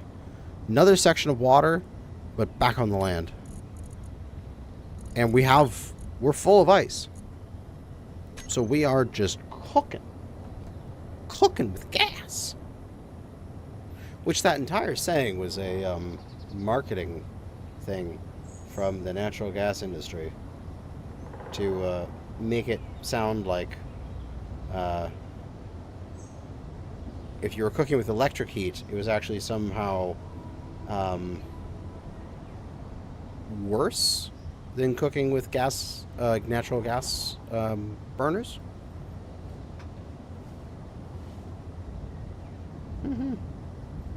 It was all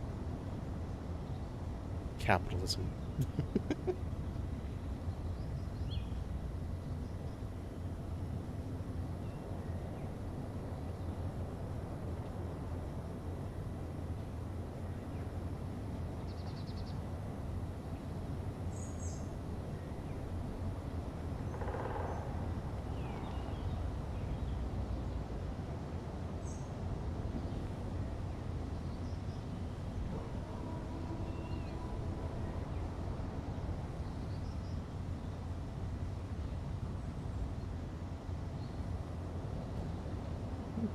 Oh, I should maybe look at what I'm doing instead of looking at my phone.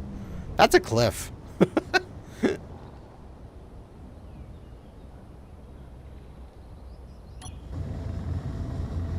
I was just looking at my phone. I'm constantly making it day again. You guys will have to make sure you have spotlights.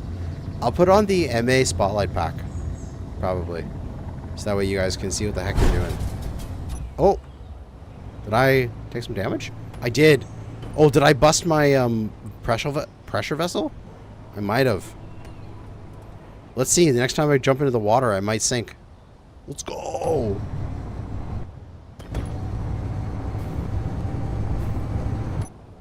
Quite literally jumping into the water.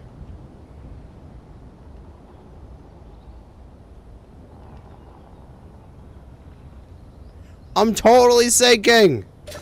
Fuel critical.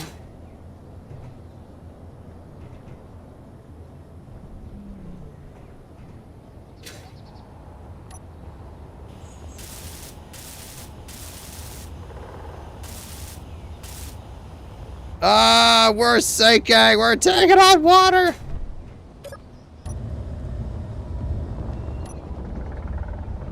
We need to... and also, we're heavier than... No, it's not a good thing that tank is full. Because I have the heavy gases mod on, so the tank is actually sinking me. Yeah, I guess we're a submarine now.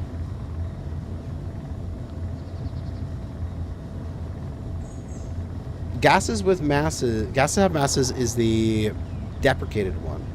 It's the old one.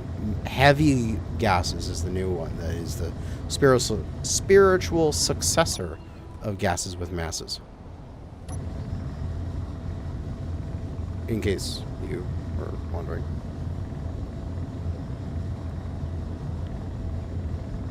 Alright, here's the coast.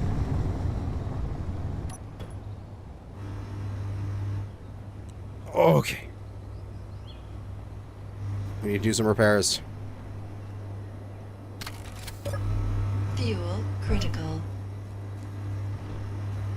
I guess what we need to do is we need to get in here.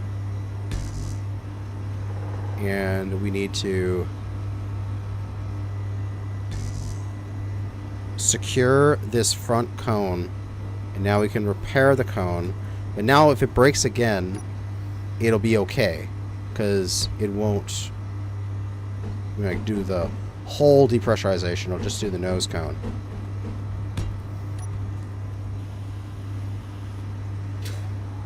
We good, we good, we good. Let's get out of here.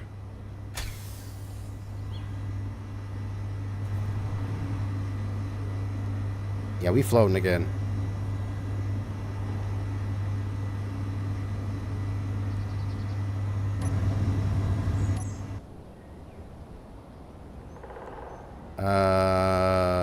Let's go left.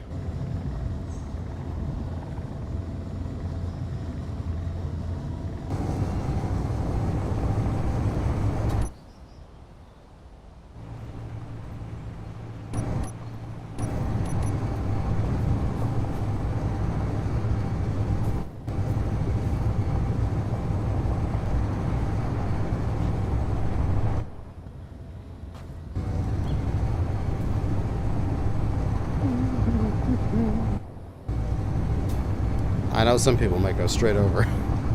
Not me, I gotta go around this mountain.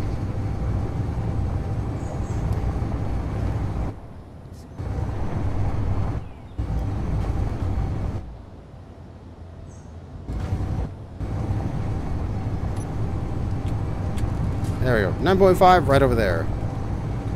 How are we doing for time? We're just passing 2 hours and 8 minutes. So this is like an hour and 45 so far into the drive. Ish. Around there.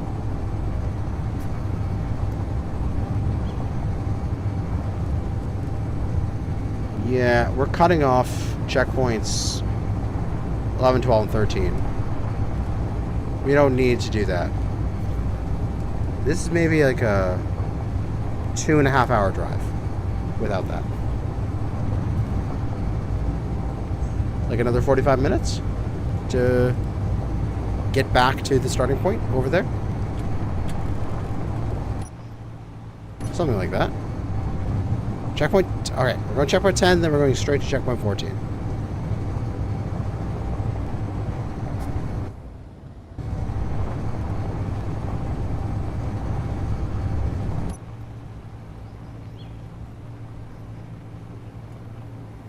I just got all engaged in my Twitter feed here.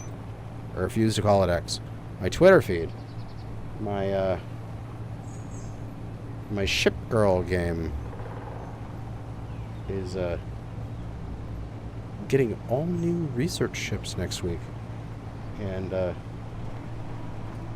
am excited.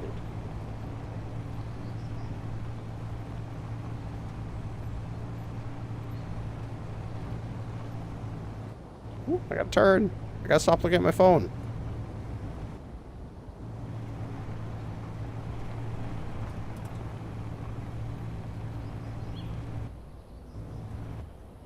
Whee! We're flying and land.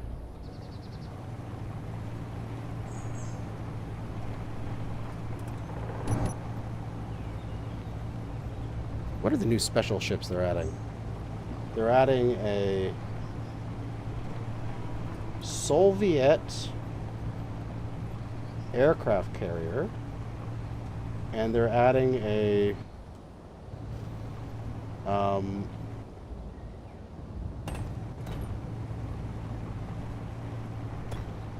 Italian cruiser.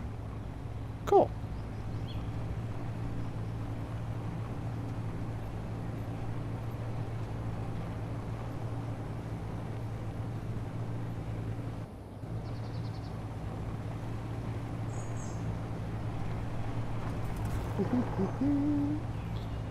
There's checkpoint 10 over there.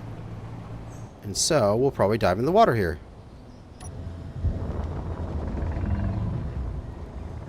Boom. Alright. Big water section. Let's go.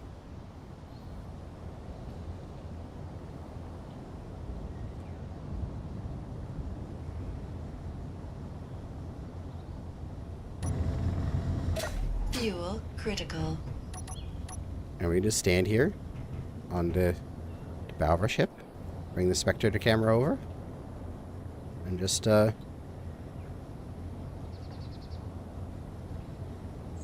watch it go for a bit here. There's going to be portions of this in the race that are just going to be, oh, I guess we're just sitting here waiting, sort of thing. Which would be good, because people need a break from pressing W all day.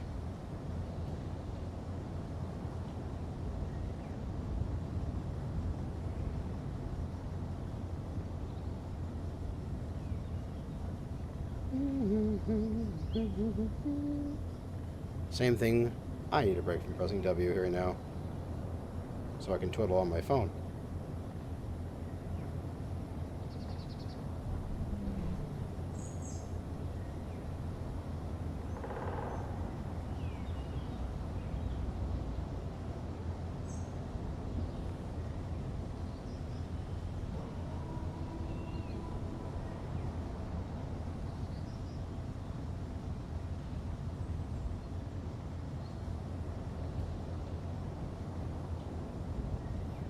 Torpedoes. Yes, you want to shoot me with torpedoes.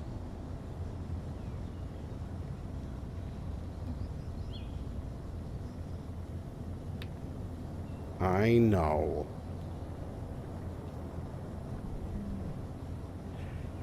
It's something we could do.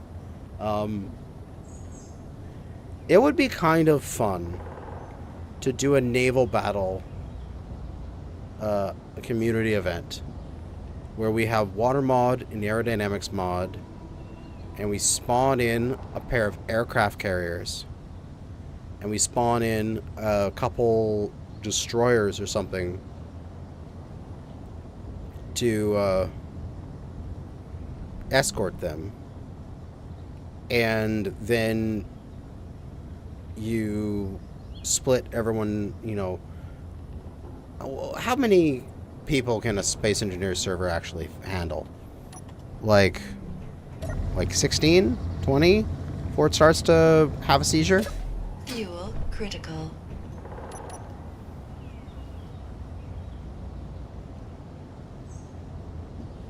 World of Warship Space Engineers? Yeah, essentially. Just do, like, good old-fashioned, you know, World War II era type naval combat.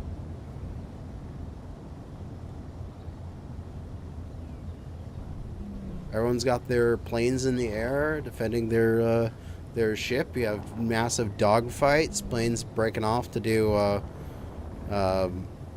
you know, torpedo runs or bombing runs, or like fire rockets at the carriers, and then you have damage controls parties out the carrier trying to patch the landing deck back together so that their planes can land and rearm.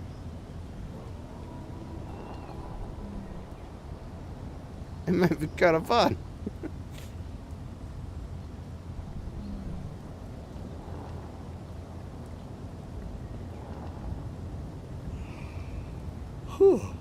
Oh, that's a good part of it. This is a good part of it. We're no issues. Just go. Oh, are we listing? Why are we listing so much? Why are we turning over? Oh my god, there was lightning there in the distance. Are the waves... Oh, the waves are getting bigger out here. Is it because the storm's happening, so the waves are getting bigger? Oh, that is awesome. I'm going to have that happen while... Turn the selectors off, because I think we're full. Yeah, we don't need any more ice from the collectors right now. The HO2 gens are working the race. Yeah, we're full on ice. We're full on hydrants, we don't need more ice. You can configure how much larger they get. Nice.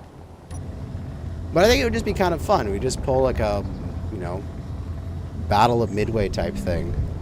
But in Space Engineers. How many people per side do you think we could get before the server started to buckle? If I had a dedicated server that was like a premium server.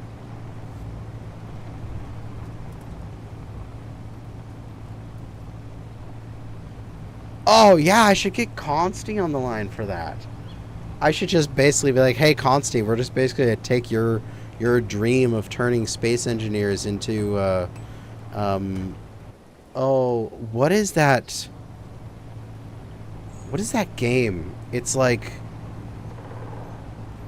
DAS? Like some kind of like combat simulator?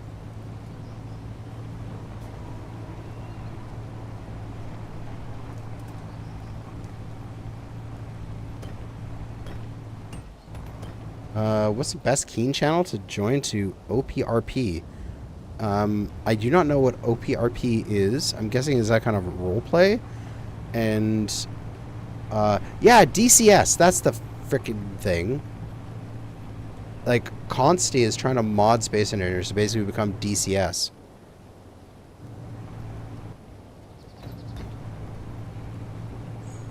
I have no idea, Rambly First Blood, of where you should go for that, because I'm not even sure exactly what you're asking about. Yeah, we're going straight checkpoint 14. We're cutting off the 11, 12, 13.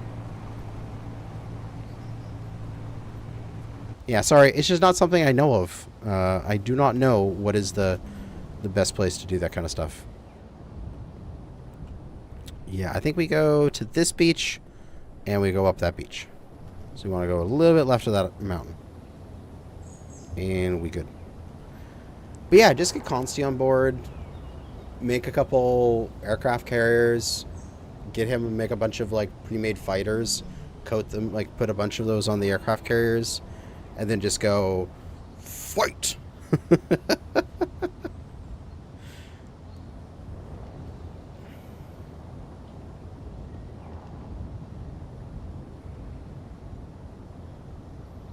I think it's actually pretty fun. No, my Warthog kind of sucks, actually. I mean, it's pretty good. It's fun. But we need a refit. It's not that good of a fighter plane.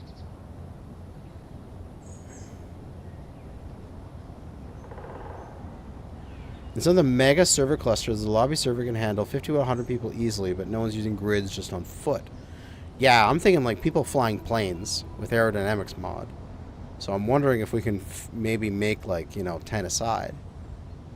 Like, maybe even that would be pushing it.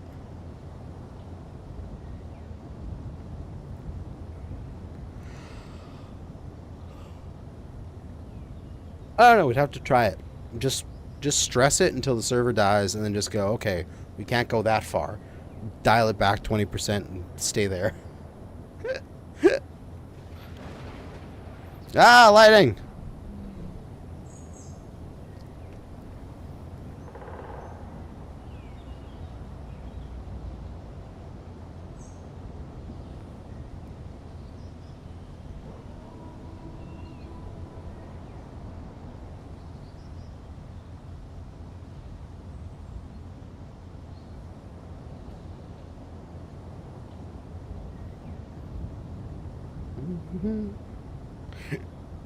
It'd be funny, I leave on lightning damage.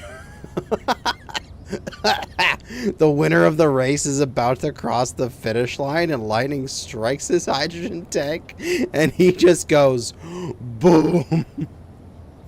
And then the second place guy pulls in front of him and just goes, okay. And then gets in there. God damn, that would be funny.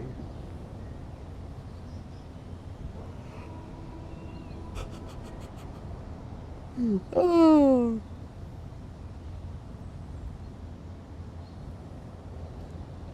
Yeah, I'm fully fueled. Yeah, so hydrogen won't be an issue. You just need to make it on your way. That's, if anyone here is watching, who's going to be in the race, you now know. Should build some collectors.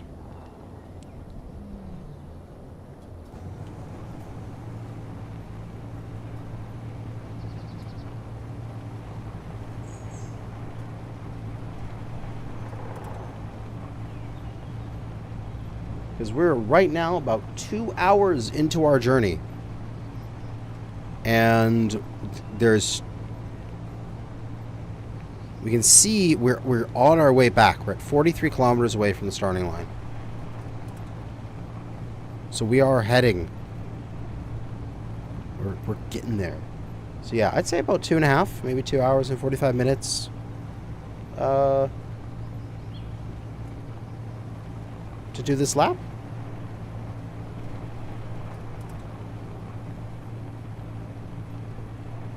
Just put a mod for 1x1x1 collectors so the builds aren't ugly.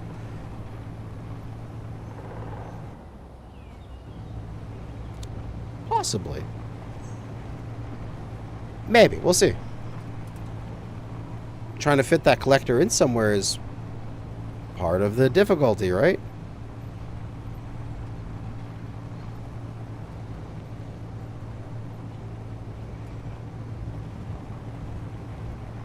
Don't want to make it too easy for you guys. I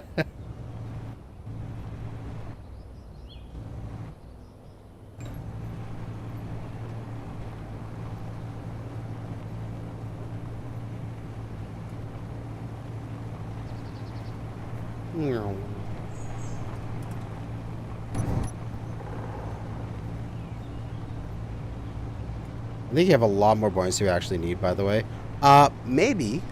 I am actually floating pretty low in the water now that my tank is full and my O2H tubes are full and my collectors are full.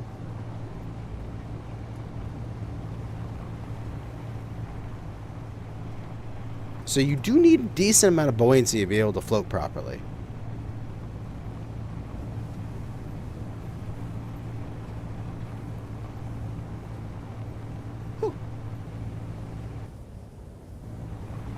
Oh yeah, I could probably put my tanks. I could, if I wanted to, probably put all of my engines and tanks and things inside my hull, and I could probably float.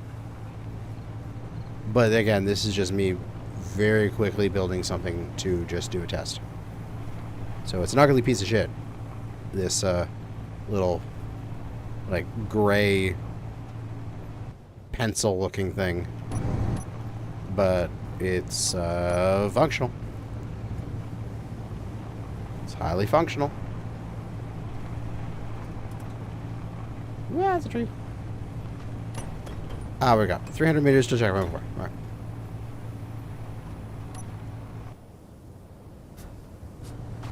Checkpoint 15 is 30 kilometers that way.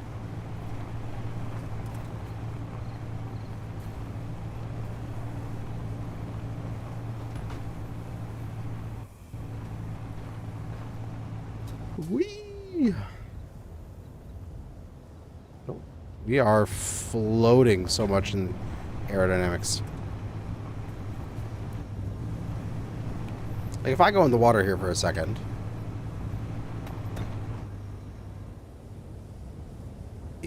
I was floating a lot higher up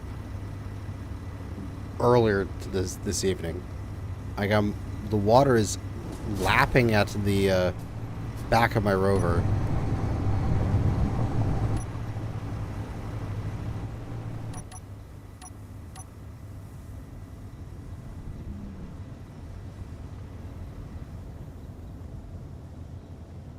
So, I don't know. Yeah.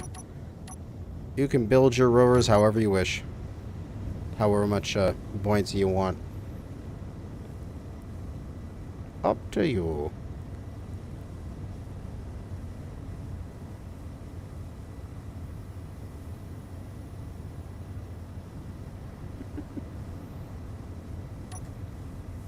We got... Time's it?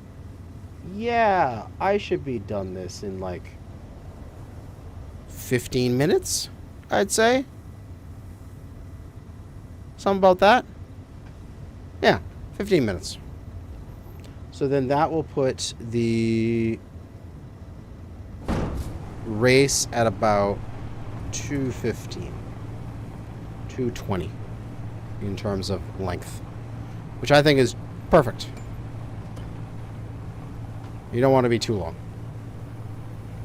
because you want people to be able to, you know, get on with their day, and as well, at some point, you know, not just get bored and fall asleep because they're just holding W all the time.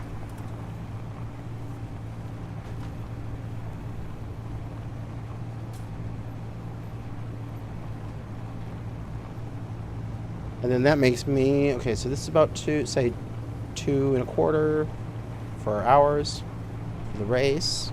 So then another hour for the build part, another 15 at the beginning for introductions, another 15 at the end for celebration. So 4 hours approximately for the whole event, starting at 1 p.m. my time on Sunday. So it'll be done by about 5 p.m. on Sunday. Okay. Should be able to that. Maybe 3.5 hours for the whole thing. If we cut it down. Maybe 3 hours, 45 minutes. But that's what it's looking like right now.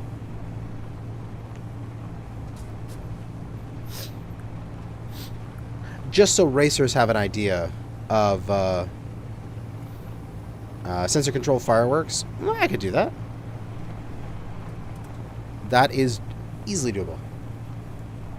But yeah, just so racers have an idea of how long they'll be at the event, it'll be about 4 hours. In totality.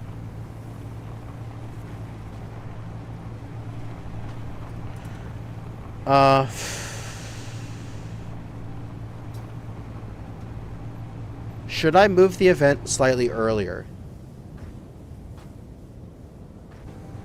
I picked the 1 p.m. start time for Europe so that they could start the event at like, was it like 8 or 9 p.m.? I wonder if I should move it like an hour or two earlier, start at like 11 a.m. my time, so that, because it's going to take so long, it's going to take like 4 hours. I just don't want it to be like 1 a.m. for Europeans and on a Sunday where they have to go to work in the morning. You know what I mean? So I wonder if starting at like 11 a.m. would be better on Sunday.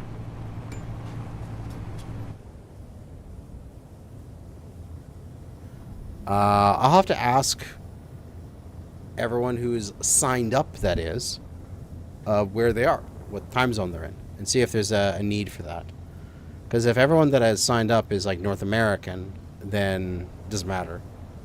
Because East Coast is like 3 hours ahead of me, so end at 5, that's just ending at 8 o'clock for them, which is easy. Don't have to worry.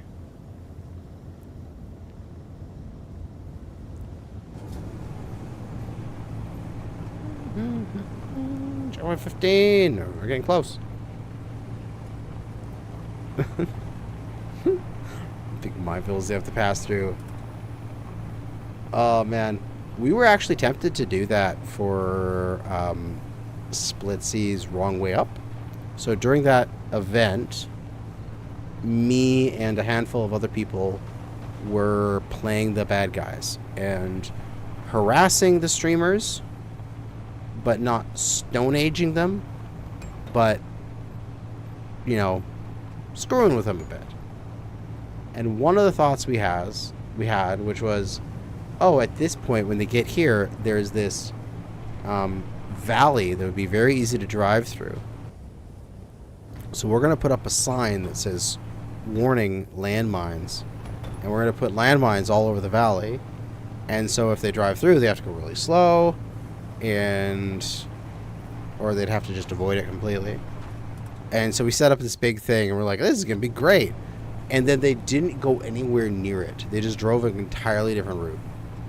And it was like, ah, never mind then. And getting lucky with exposed ammo storage bins. Oh, well, that wasn't ammo storage. That was hydrogen tanks. So that event took place right when Space Engineers updated and they added hydrogen explosion damage. Because prior to that point, hydrogen tanks didn't explode. They didn't do damage when they exploded. Like, they would explode, a great big fireball, but they wouldn't do any damage. And so Splitsy had a mod on which added the damage so that they would do damage, because that makes sense. But the core game updated and added that as well. But Splitsy forgot to take the mod off. And so he had double damage. There's checkpoint 15 and off to checkpoint 16. So when we shot that lucky shot with the tank, it flew its way down there, hit the hydrogen tank, detonated it, and then both the mod and vanilla calculated damage. And that's why their ship evaporated instantly. Like, it was just blinked out of existence, like it was Thanos snapped. Was because it was double explosions. So if it was normal, it wouldn't have done the entire rover. But because it was doubled, it did the entire rover.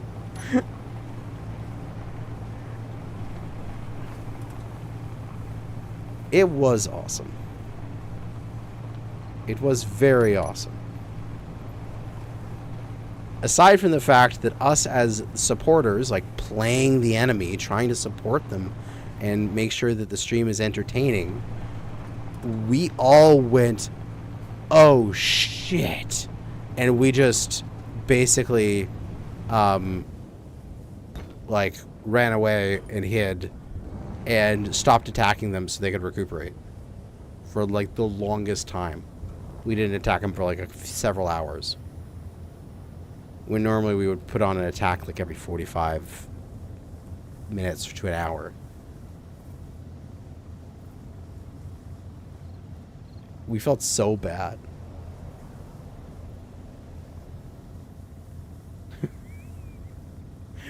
It is partially Splitsy's fault for driving their entire rover system straight towards a tank that was shooting at them. You think he would take his, like, infrastructure rover and hide it and come and attack us with a plane or something like that.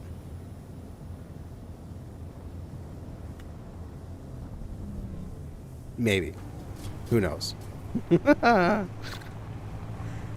then later on we just had fun. Like when I was dropping the sound bombs. Still my favorite thickened thing I've ever done in any Space Engineers event is dropping those sound bombs on Splitsy. Oh god, I loved that. It's gotta be the most, like, insane cackling laughter I had when I, like, on my end, just watching them react to it. Oh, it was glorious. That was like pure adrenaline and serotonin. Like, no, not serotonin. Serotonin is the hugging chemical. That's like touching and such. Dopamine. Yeah. It was pure adrenaline and dopamine going through my veins at that point. Just so elated. It was so much fun. And we were 20 kilometers away from the starting line. We were almost there. And it ends off with a giant water section as well. So we should have a easy time of it.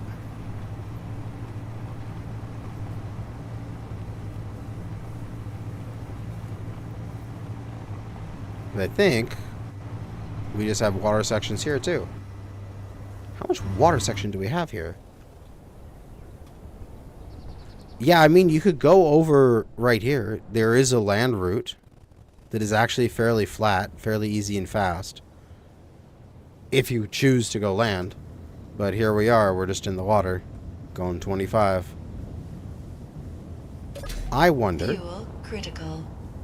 what can we get for props here? Can I add another one? Can I get 2?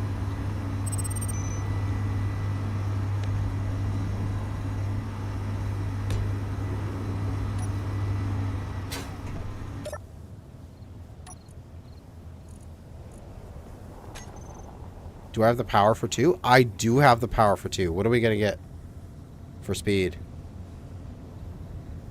28! Not bad. A little bit faster. Using a lot more power. A lot more power. But we're going a little bit faster.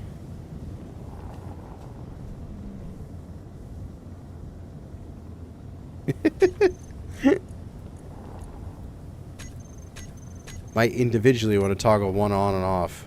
If I drop 1, we go down to 24 and change. Around there, yeah. But we look how much more power we use. 46%, 83%. We gain a few meters a second. And that's it. But hey, in a race, you never know. It might be good to have more thrust than you need. So if you need to go faster for one section, you can make up some time. I have excess fuel right now. Sure, let's burn. Oh, I'm losing fuel. We need to save a little bit. We'll go slow over this next section. Hi, Sasha. Did you come down to say hi? Put Doggo Cam back on. It's Doggo! She has returned. The Doggo is in the house.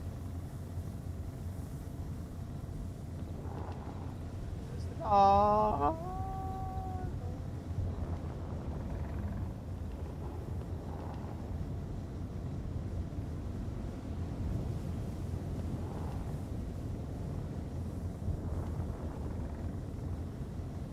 16 is there. So we gotta go up and over this island.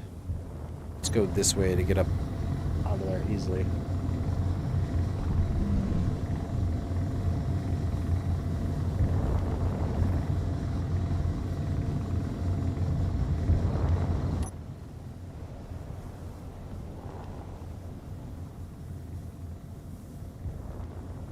And this way up. Wheels go.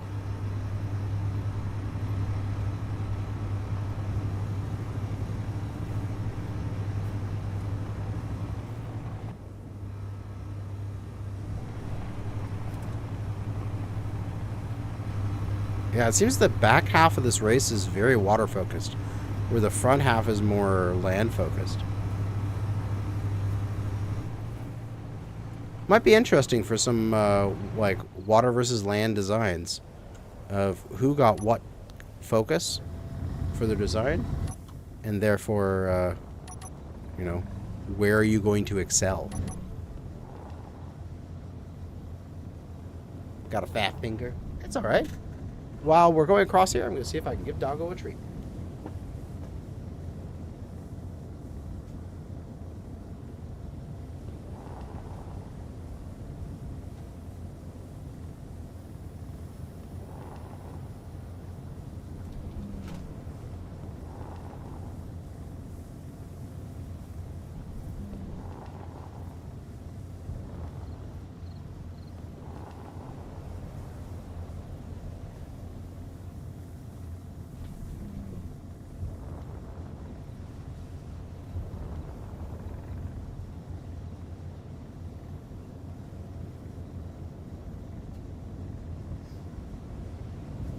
Back just in time.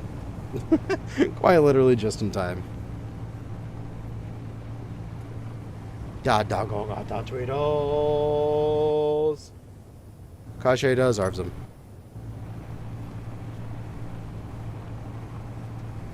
Wait, where am I going? Checkpoint 16. Oh, it's right here.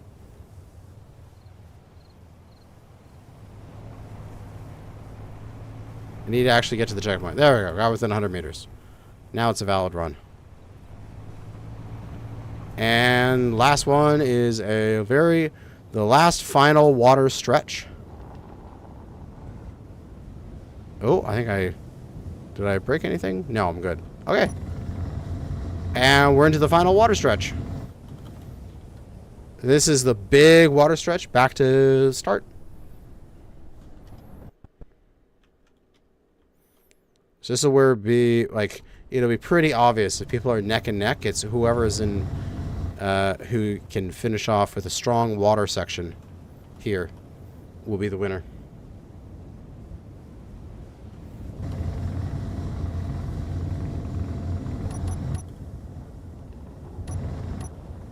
Yeah, just leave it like that.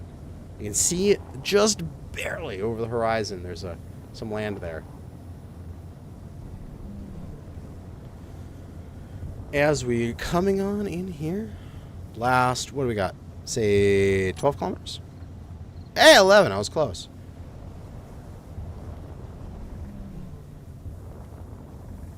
And then we'll be done our lap. We're currently at 2 hours and 20 minutes for the race. So yeah, it's looking at 2.5 hours. 2.5 hours to do the race. With a poorly constructed gray pencil. So if you guys make a really cool hot rod red looking speedboat, I think it'll be a lot better. Because you could up your power requirements a lot. You could like add a lot of more power to this in your power systems. And you could get larger propeller in the back, and you could, you know, just frickin' book it. Guess what I did? I have no idea. What did you do? What did you do? And it's your first beer in a long time. Natty Daddy never had one. Hope it's good. I hope you enjoy your beer.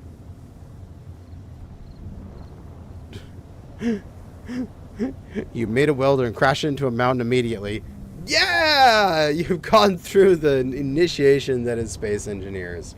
Make a creation, immediately destroy it. Every single person has done that.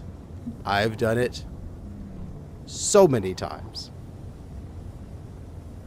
Like, oh, goddamn. So many times where I've been coasting in. Oh, I'm going to come in for a landing. All right, time to turn on the brakes. Why am I not slowing down? Oh god, the ground is coming very, very, very, very, very quick. Splat.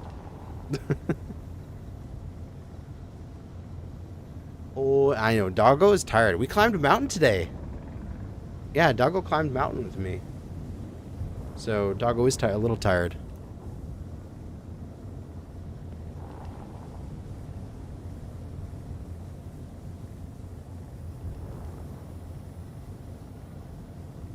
I will put some Doggo mountain climbing pictures into the Discord.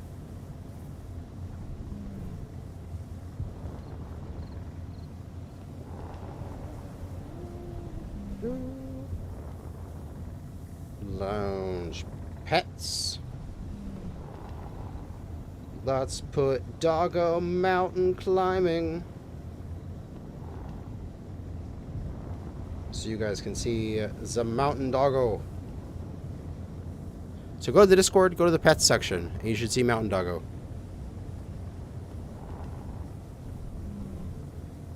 We climbed the mountain together, and then we had a drink at the top of the mountain, and then we climbed down. And it was very, very hot. And it was very, very fun. And now she is tired doggy. Look. I did her in. You tired now, Doggo? Yes? Yes, you're a good girl. We are 3 kilometers away. Yay! I gotta get back to the starting line, though, so another 4.5.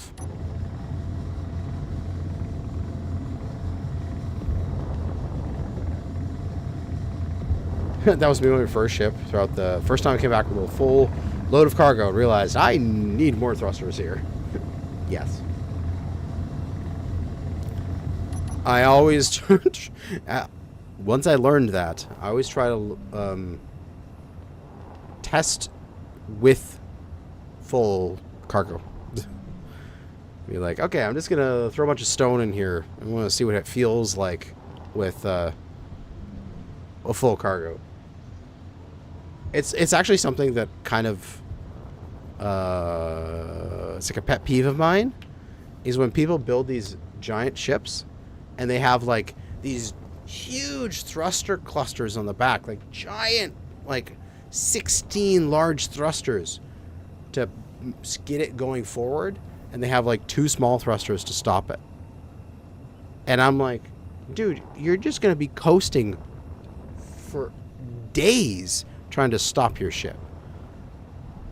And so they're relying on being able to like flip over and stop. But it's like, dude, just have enough thrust that you can actually, you know, stop yourself if need be. Braking thrust, I find, is not as popular. There's the starting line, 2 kilometers away. Yeah, we're basically going to be smack on 2.5 hours for this route. Perfect. Perfect, I tell you. Perfect. Woo! Let's go. Conk, take out a tree. Ah, it's getting dark. Reset day. There we go.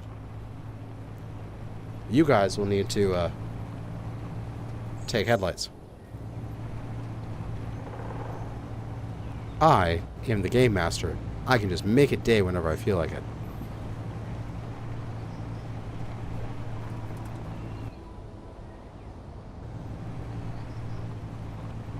Doggo's just gonna go sit. As we're just 500 meters away from the starting line. We have done it. And within 30 seconds of 2.5 hours. And stop. Done. 2.5 hours to do the route. Okay. We have our route. It is doable. We can do it on a single tank as long as you take some collectors and some O2H2 gens. You're good. So no issues with the power, no issues with the route. You people can do it. It's actually pretty drivable. So that is what the route's going to be. 2.5 hours long. Combine that with an hour of building. So 3.5 hours. Combine that with 15 minutes on each end for, hi, how are ya? And yay, this person won. 4-hour stream on Sunday. Now, make it fit into the build size you gave. I could make this fit. All I'd have to do is just shrink it a little bit. It'd be fine. Like what? It has to be 5 long. This is 5 long. Yeah, all I have to do is just cut off its big nose and shrink it those blocks there, and it's fine. It fits in the area. It'll be fine. All right. That is going to be it for this stream. That is the route. That is the challenge. You are to build a amphibious rover that's capable of doing a 2.5 hour route through this archipelago. It should be 1 p.m. Sunday, unless I'm going to close the forum. So I will close the forum in like a couple hours. So if you haven't signed up and you're watching and you want to give this a try, go to my Discord, go to the announcements, sign up. If you don't sign up in the next like hour or two, I'm going to close the forum. We have like 9 competitors or whatever, so that's pretty good.